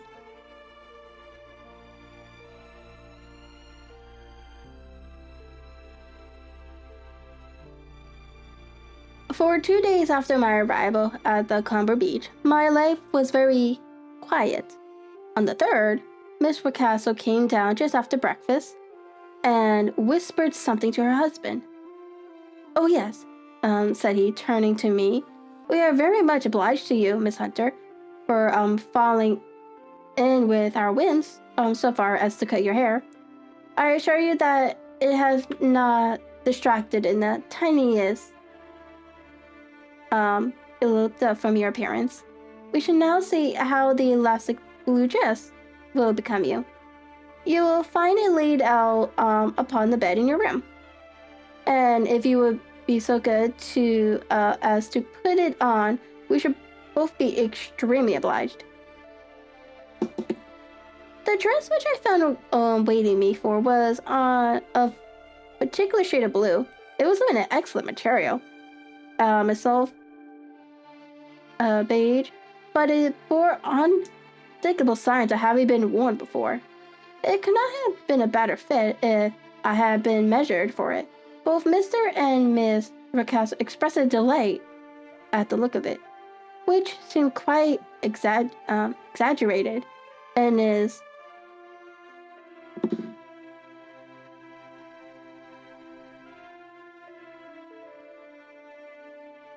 vehemence. They were waiting for me in the drawing room, which is a very large room stretching along the entire front of the house, with 3 long windows reaching down to the floor. A chair had been placed close to the central window, with its back turned towards it. In this I was asked to sit, and then Mr. Rocastle walked up and down on the other side of the room, began to tell me a series of the funniest stories I have ever listened to. You cannot imagine how comical he was, and I laughed until I was quite weary.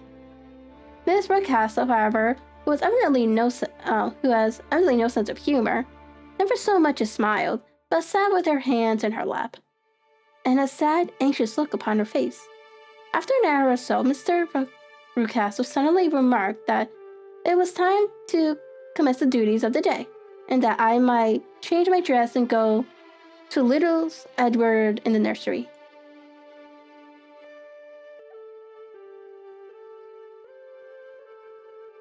Two days later, the same performance was gone through under exactly similar circumstances. Again, I changed my dress. Again, I sat in the window, and again, I laughed very heartily at the funny stories, of which my employer had an immense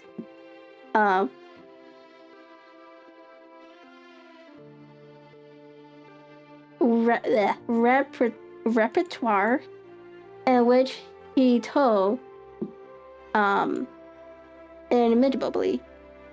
Then he handed me a yellow back novel, and moving my chair a little sideways, that my own shadow might not fall upon the page. He begged me to read aloud to him. I read for about 10 minutes, beginning in the heart of the chapter, and then suddenly, in the middle of the sentence, he ordered me to cease and to change my dress. That is so weird. I wonder if they see her like the daughter, so they're just trying to replicate, I guess what the daughter used to do. That's what it feels like.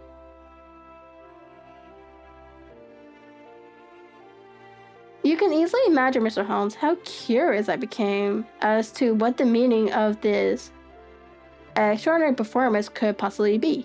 They were always very careful, I observed, to turn my face away from the window, so that I became consumed with the desire to see what was going on behind my back. At first it seemed to be impossible, but I soon devised a means.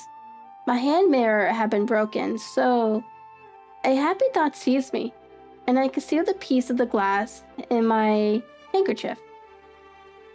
On the next occasion, in the midst of my laughter, I put my handkerchief up to my eyes and was able to see I was able with little magic to see all that was behind me. I confess that I was disappointed. There was nothing. At least, that was my first impression. At the second glance, I perceived that there was a man standing in the South Tantra Road. A small, bearded man in a gray suit. He seemed to be looking in my direction. Oh.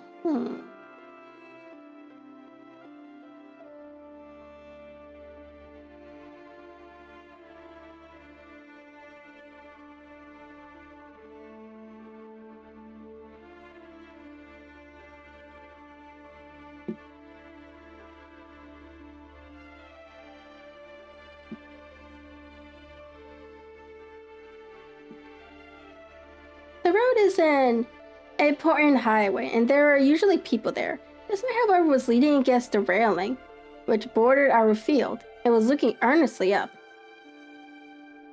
I lowered my handkerchief and glanced at Miss Rucastle to find her eyes fixed upon me with a most searching gaze. She said nothing, but I am convinced that she divined that I had a mirror.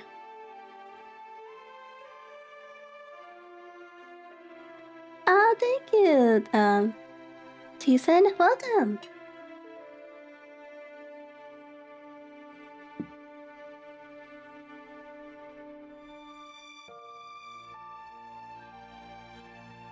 No friend of yours, Miss Hunter? He asked. No, I know no one in these parts. Dear me. Oh, very, and you do it.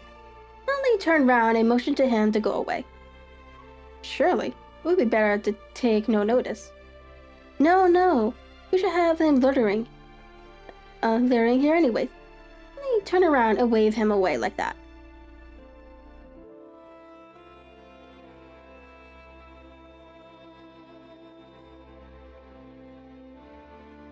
I did as I was told, and at the same instant, Miss Rucastle drew down the blinds. That was a week ago, and from that time, I have not sat again in the window, nor have I worn the blue dress, nor seen the man in the road. Pray continue, said Holmes. Your narrative promises to be a most interesting one.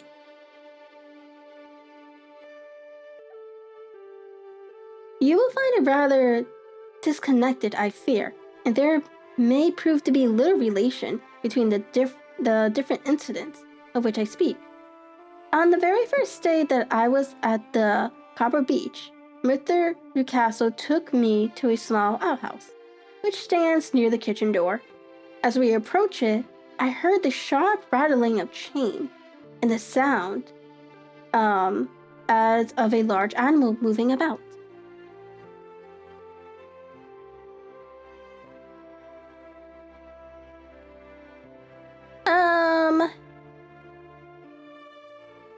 I don't really read either one of them, to be honest.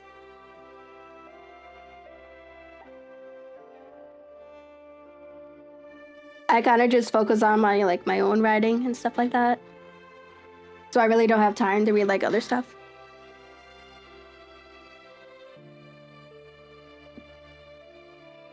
Well, other than my reading streams of course.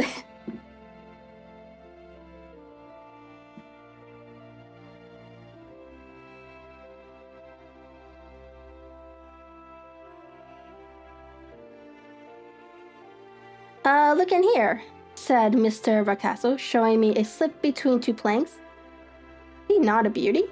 I looked through and was cautious of two glowing eyes and a vague figure huddled up in the darkness. Don't be frightened, said my employer, laughing at the start which I had given. It's only Carlo. My Mastiff. I call him mine, but really, old Haller, my groom, is the only man who can do anything with him. We feed him once a day, and not too much then, so that he is always as keen as mustard. Taller lets him loose every night, and God help the trespasser whom he lays his fangs upon. For goodness sake, don't you ever, on any pretext, set your foot over the threshold at night, for it's as much as your life's worth.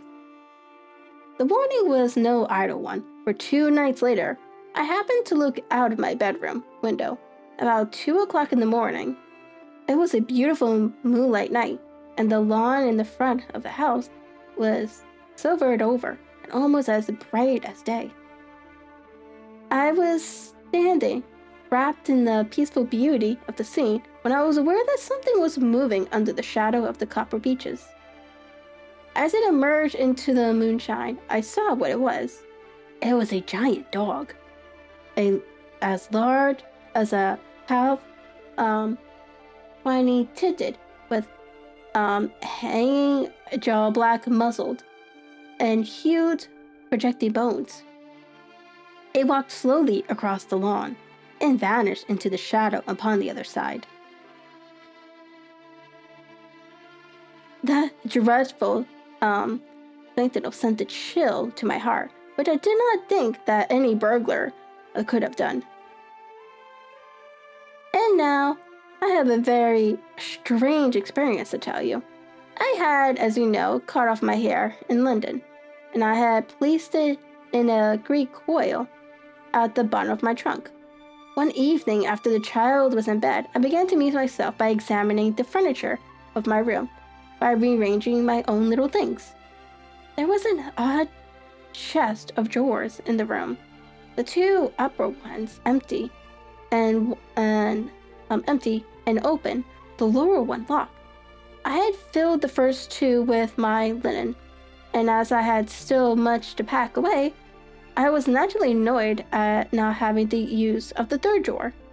It struck me that it might have been fastened by a mere oversight, so I took out my bunch of keys and tried to open it. The very first key fitted to perfection, and I drew the drawer open. There was only one thing in it, but I am sure that you would never guess what it was. It was my coil of hair.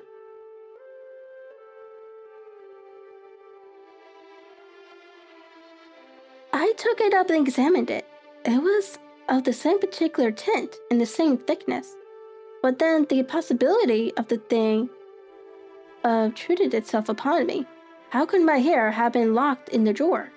With trembling hands, I undid my trunk and turned out the contents. and drew from the bottom my own hair. I laid the two pieces together, and I assure you that they were identical. Was it not extraordinary? Puzzled as I would, I could make nothing at all of what it meant. I returned the strange hair to the drawer, and I said nothing of the matter to the Rucastles, but I felt that I had put myself in the wrong by opening a drawer which they had locked.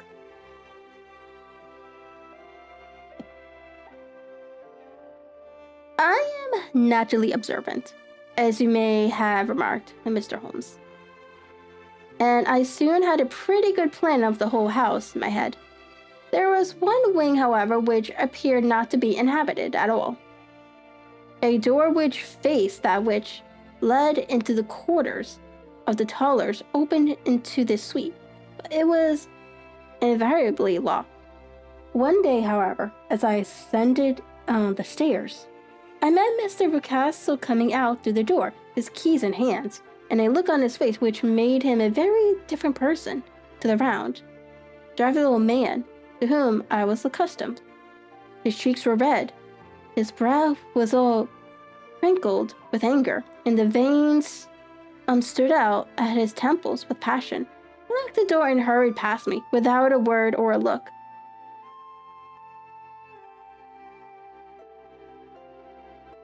This aroused my curiosity, so when I went out for a walk in the grounds with my charge, I strolled round the house to the side which I could see the windows of this part of the house. There were 4 of them in a row, 3 of which were simply dirty.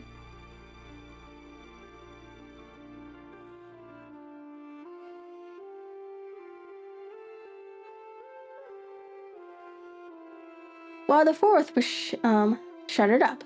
They were evidently all deserted. As I strolled up and down, glancing at them occasionally, Mr. Rucastle came out to me, looking as merry a traveler as ever. "Ah," said he, "you must not think me rude if I passed you without a word, my dear young lady. I was preoccupied with business matters."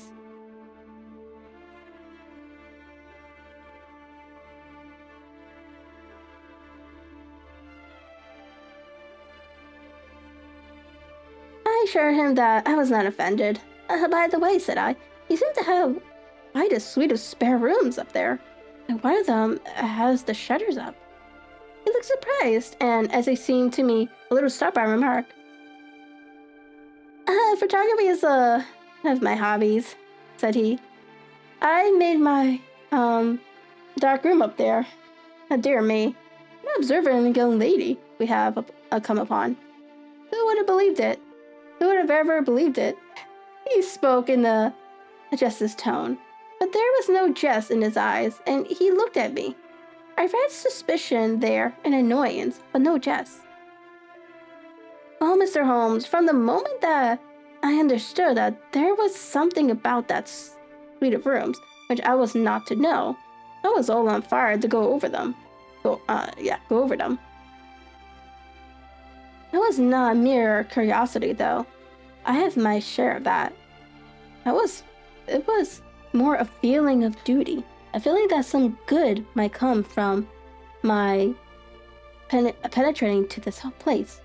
They talk of woman's intuition. Perhaps it was woman's intuition which gave me that feeling. At any rate, it was there, and I was keenly on the outlook for any chance to pass the forbidden doors.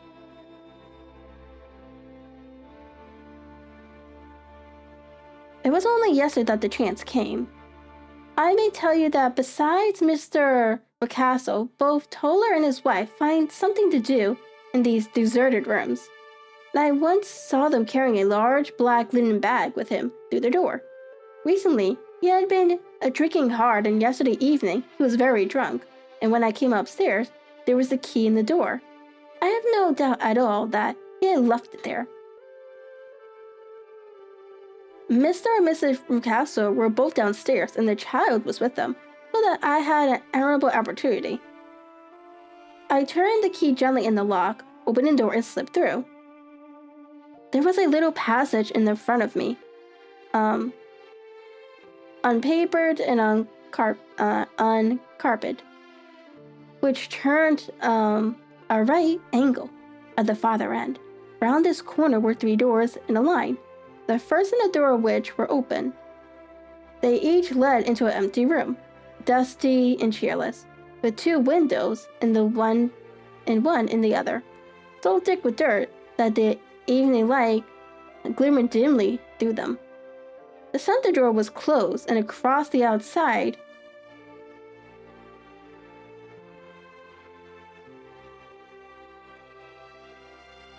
it had been fastened one of the broad bars of an iron bed, padlocked at one end to a ring in the wall, and fastened at the other with stout cord. The door itself was locked as well, and the key was not there. This barricade door corresponded clearly with the shuttered room outside, and yet I could see by the glimmer from beneath it that the room was not in darkness. Evidently, there was a skylight which let in light from above, and I stood in the passage gazing at the sinister door and wondering what secret it might veil.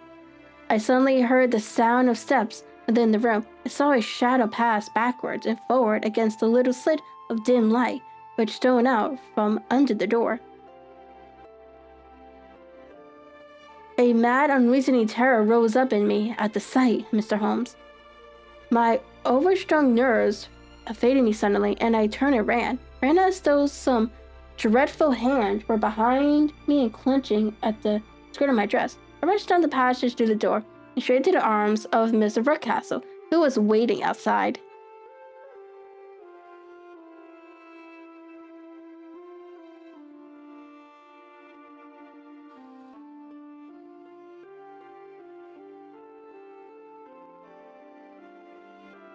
Do they have someone trapped in there? Maybe the daughter. Maybe she's not really in Philadelphia. Maybe she's trapped behind that room.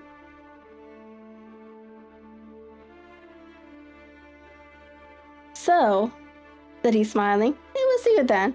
I thought that it might have been when I saw the door open. Oh, I was so frightened, I panted.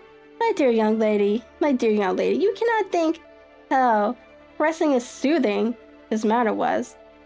And what has frightened you, my dear young lady? But his voice was just a little too coaxing. He overdid it. I was kneeling on the ground against him. I was foolish enough to go into the empty ring, I answered. It is so lonely and eerie in this dim light that I was frightened and ran out again. Oh, it is so dreadfully still in there. Only that? Said he. Look at me keenly. Why? What do you think? I asked. Why do you think that I locked this door? I am sure that I do not know. It is to keep people out who have no business there. Do you see? He was still smiling in the most amiable manner. I am sure if I had known. Well then, you know now. And if you ever put your foot over the threshold again. There is an instant the smile hardened into a grin of rage, and he glared down at me with the face of a demon. I will throw you to the mastiff. I was so terrified that I do not know what I did. I suppose that I must have rushed past him into my room. I remember nothing until I found myself lying in my bed, trembling all over. Then I thought of you, Mr. Holmes. Could not live there longer without some advice. I was frightened of the house, of the man, of the woman, of the servants, even of the child. They were all horrible to me. If I could only bring you down, all would be well. Of course, I might have fled from the house, but my curiosity was almost as strong as my fears. My mind was soon made up. I would send you a wire. I put on my hat and cloak, went to the office, which is about half a mile from the house, and then returned feeling very much easier. A horrible doubt came into my mind as I approached the door. At least the dog might be loose. But I remembered that Toller had drunk himself into a state of insensibility that evening, and I knew that he was the only one in the household who had any influence the savage creature, or who would venture to set him free. I slept in safety and lay awake half the night in my joy at the thought of seeing you. I had no difficulty in getting leave to come into Winchester this morning, but I must be back before 3 o'clock, for Mr. and Mrs. Rucaster are going on a visit and will be away all evening, so that I must look after the child. I have told you all my adventures, Mr. Holmes, and I should be very glad if you could tell me what it all means, and above all, what should I do? Holmes and I listened spellbound to this extraordinary story. My friend rose now and paced up and down the room, his hands in his pockets, and an expression of the most profound gravity upon his face. "So, Toller is still drunk?" he asked. "Yes, I heard his wife tell Miss Rucastle that she would do nothing with him." "Well, that is well. And the Rucastles go out tonight?" "Yes." "Is there a cellar with a good strong lock?" "Yes, the wine cellar." "Seem to me to have acted all through this matter like a very brave and sensible girl, Miss Hunter. Do you think that you could perform one more feat? I should not ask it of you if I do not think you're quite an exceptional woman." "I will try. What is it?" "We shall be at Comer Beach by 7 o'clock, my friend and I. The Rucasters will be gone by that time, and Toller will, we hope, be incapable. There only remains Miss Toller, who might give the alarm. If you could send her into the cellar on some errand, and then turn the key upon her, you will facilitate matters immensely." "I will do it." "Excellent. We shall then look thoroughly into the affair. Of course, there is only one feasible explanation. You have been brought there to personate someone, and the real person is imprisoned in this chamber. This is obvious.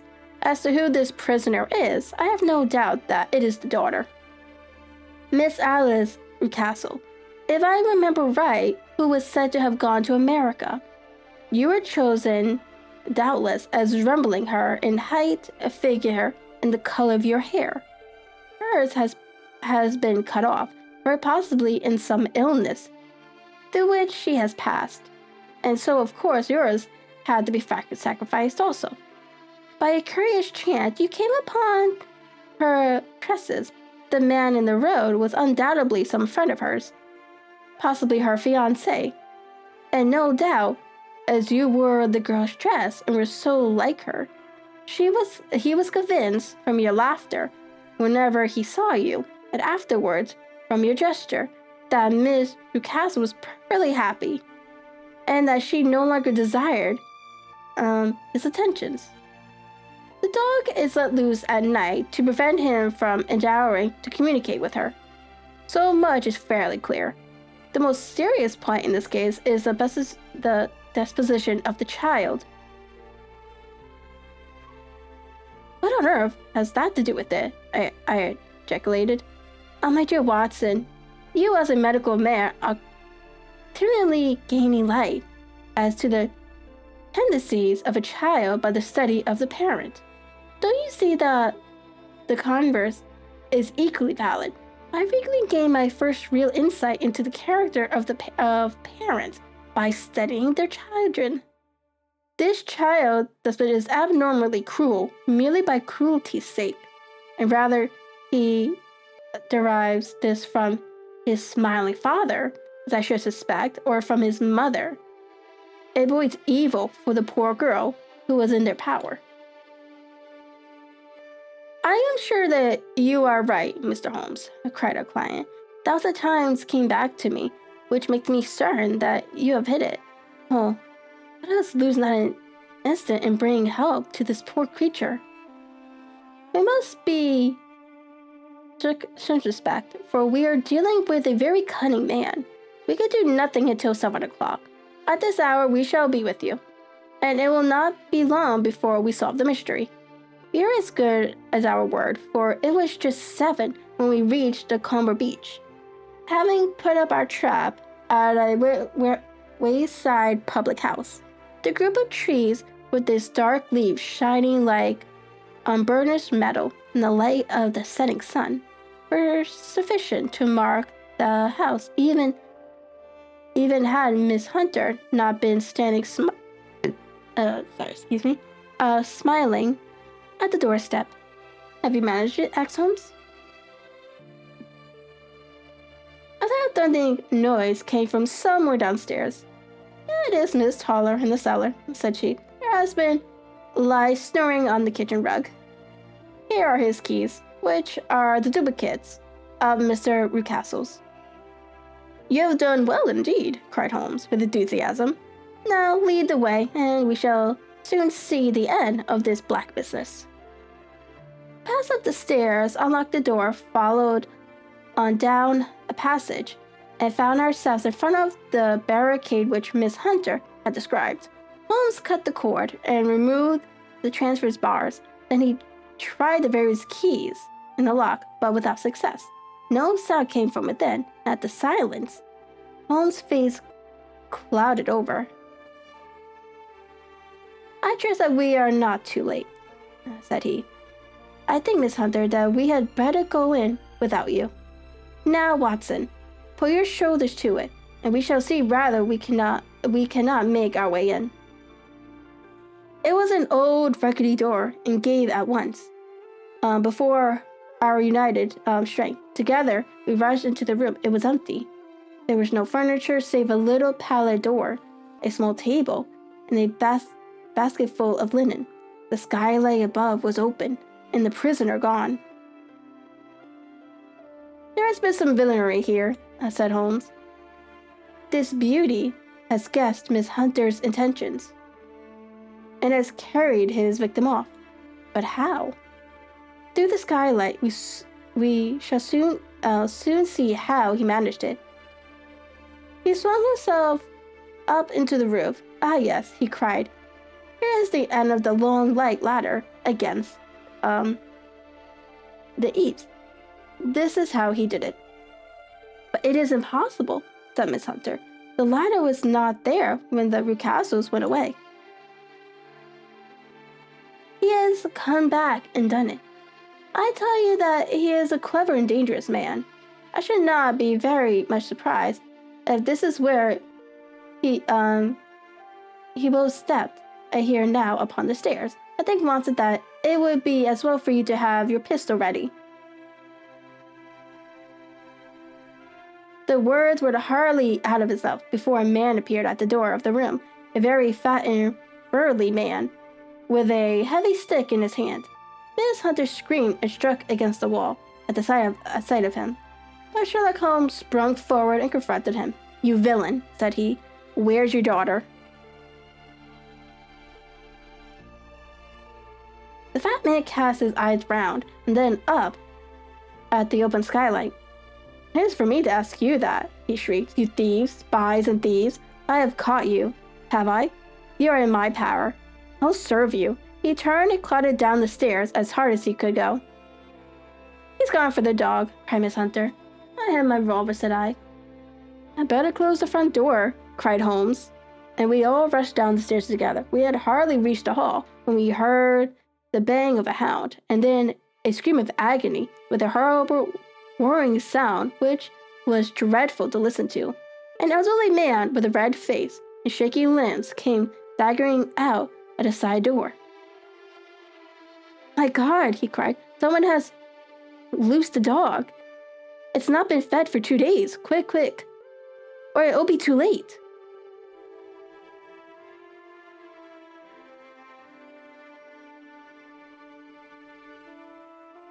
Holmes and I rushed out round an angle of the house, with Toller hurrying behind us. There was the huge, fanciful brute, his black muzzle buried in Rucastle's throat, while he rained and screamed upon the ground. Running up, I blew its brains out, and it fell over with its keen white teeth still meeting it in the great crevices of his neck. Ooh! With much labor, we separated them and carried him, living but horribly mangled, into the house. We laid him upon the drawing room sofa, and having dispatched the somber Toller to bear the news to his wife, I did what I could to relieve his pain. We were all assembled round him when the door opened and a tall, gruff woman entered the room. "Miss Toller," cried Miss Hunter. "Yes, miss?" "Mr. Rucastle let me out when he came back before he went up to you." "Ah, miss, it is a pity you didn't let me know what you were planning, for I would have told you that your pains were wasted." "Ah," said Holmes, looking keenly at her. "It is clear that Miss Toller knows more about this matter than anyone else." "Yes, sir, I do. I am ready enough to tell what I know." "Then pray sit down and let us hear it, for there are several points on which I must confess that I am still in the dark."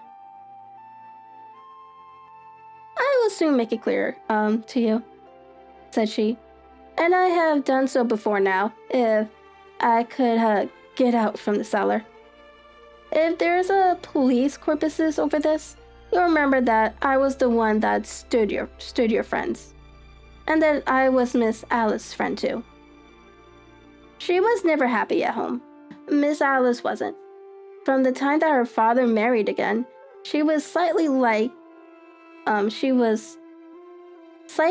and had no say in anything.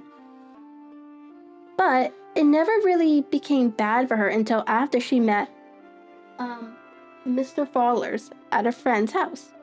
As well as I could learn, Miss Alice had rights of her own by will, but she was so quiet and patient that she never said a word about them, but just left everything in Mr. Rucastle's hands.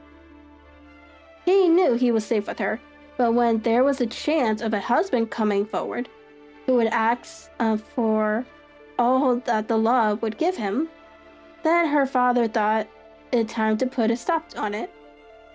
He wanted her to sign a paper, so that whether she married or not, he would use her money.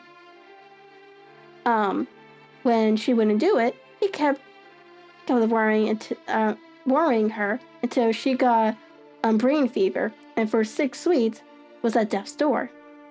Then she got better at last, all worn to a shadow, and with her beautiful hair cut off. But that didn't make no change in her young man, and he stuck to her as true as man could be. "Ah," said Holmes, "I think that's what you have been good enough to tell us, making the matter fairly clear. And I can deduct all that remains. Mr. Rucastle then, I presume, took to this system of imprisonment." "Yes, sir, and brought Miss Hunter down from London in order to get rid of the disagreeable assistance of Mr. Fowler." "That was it, sir. But Mr. Fowler, being a perceiving man, as a good seaman would be, blockaded the house, and having met you, succeeded by certain arguments, metallic or otherwise, in convincing you that your interests were the same as his."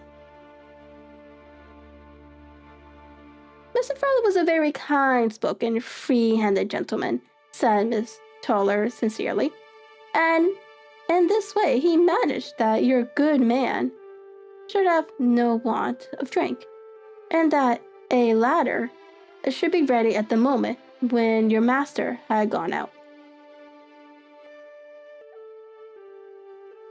"You have it, sir, just as it happened. I am sure we owe you an apology, Miss Toller," said Holmes, "for you have certainly cleared everything with which puzzles us. And here comes the country surgeon and Miss Rucastle. Oh, I think, Watson, that we had best escort Miss Hunter back to Winchester, as it seems to me that our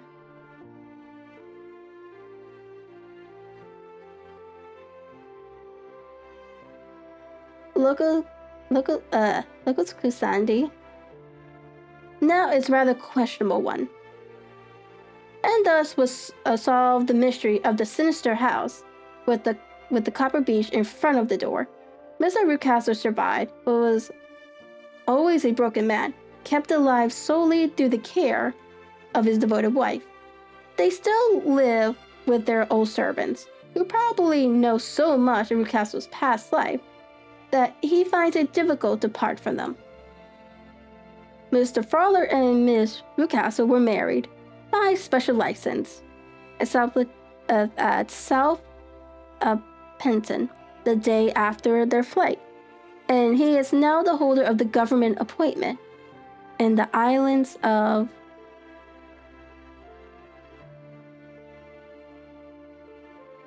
Mauritius. As to Miss Violet Hunter, my friend Holmes, rather to my disappointment, manifested no further interest in her when once she had ceased to be the center of one of his problems.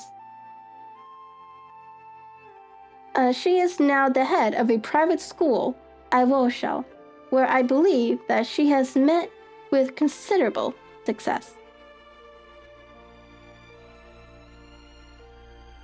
Okay, and that is the last story of The Adventures of Sherlock Holmes.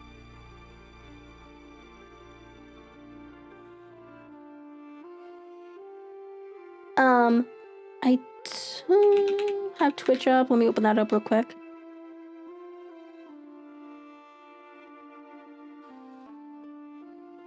Holy shit, that was loud. That just blasted in my ears.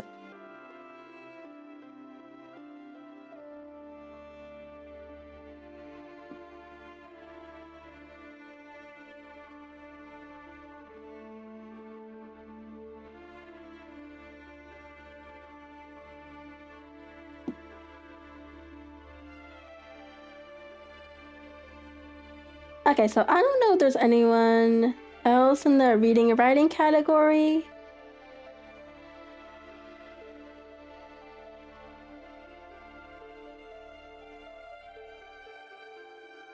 They're doing reruns. They're not in English.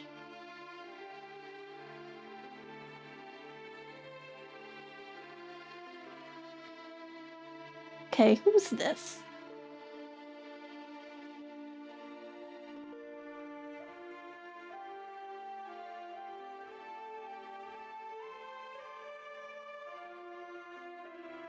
Okay, it looks like there's someone who's writing.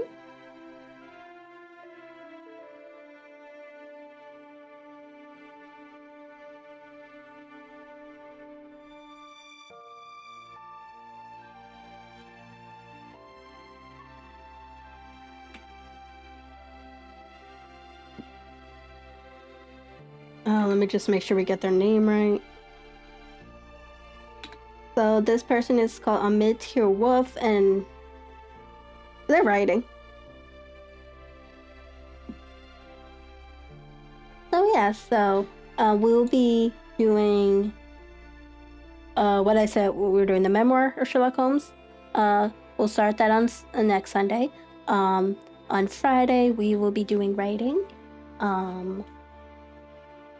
There is the what is it? The 60-day writing challenge next month. So yeah, so I'll be preparing for that. So there'll probably be more writing streams as I prepare for that. So yeah, so I will see everyone next time. Bye.